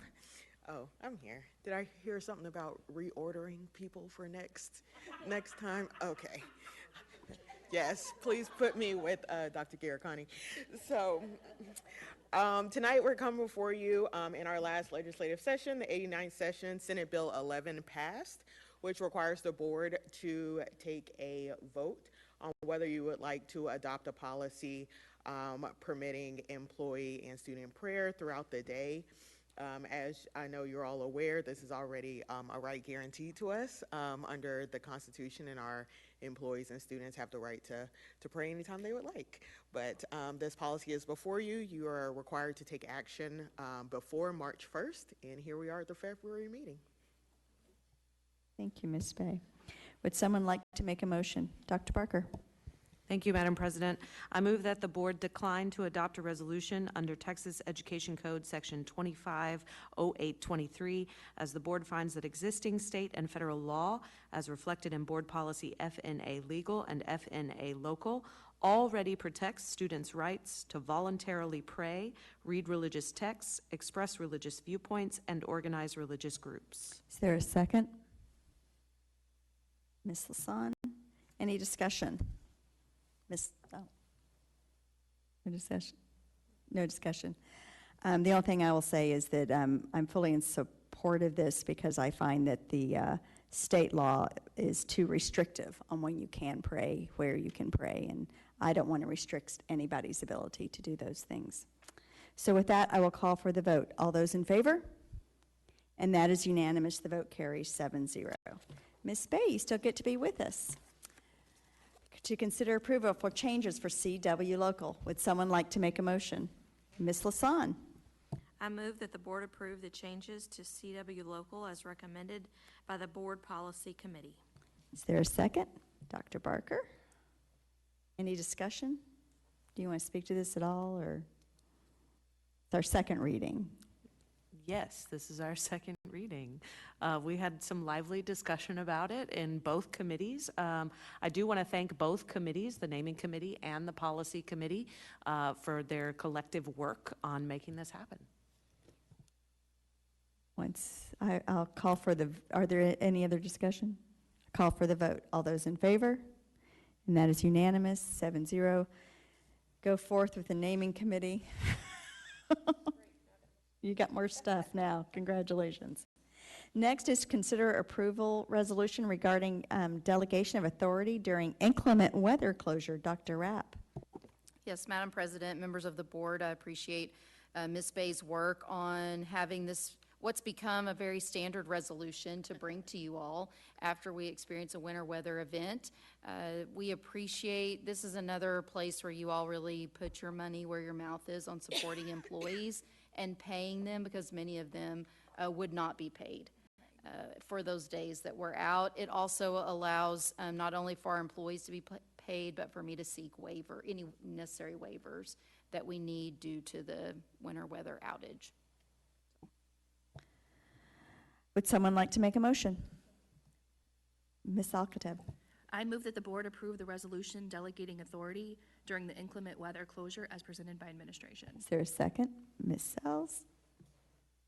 Any discussion? Always happy to pay our employees. With that, I'll call for the vote. All those in favor? That vote carries 7-0, which is unanimous. Next, the board will now convene into closed session as authorized by Texas Government Code Section 551, specifically 551.071, 074, and 0821. The time now is 10:48 p.m.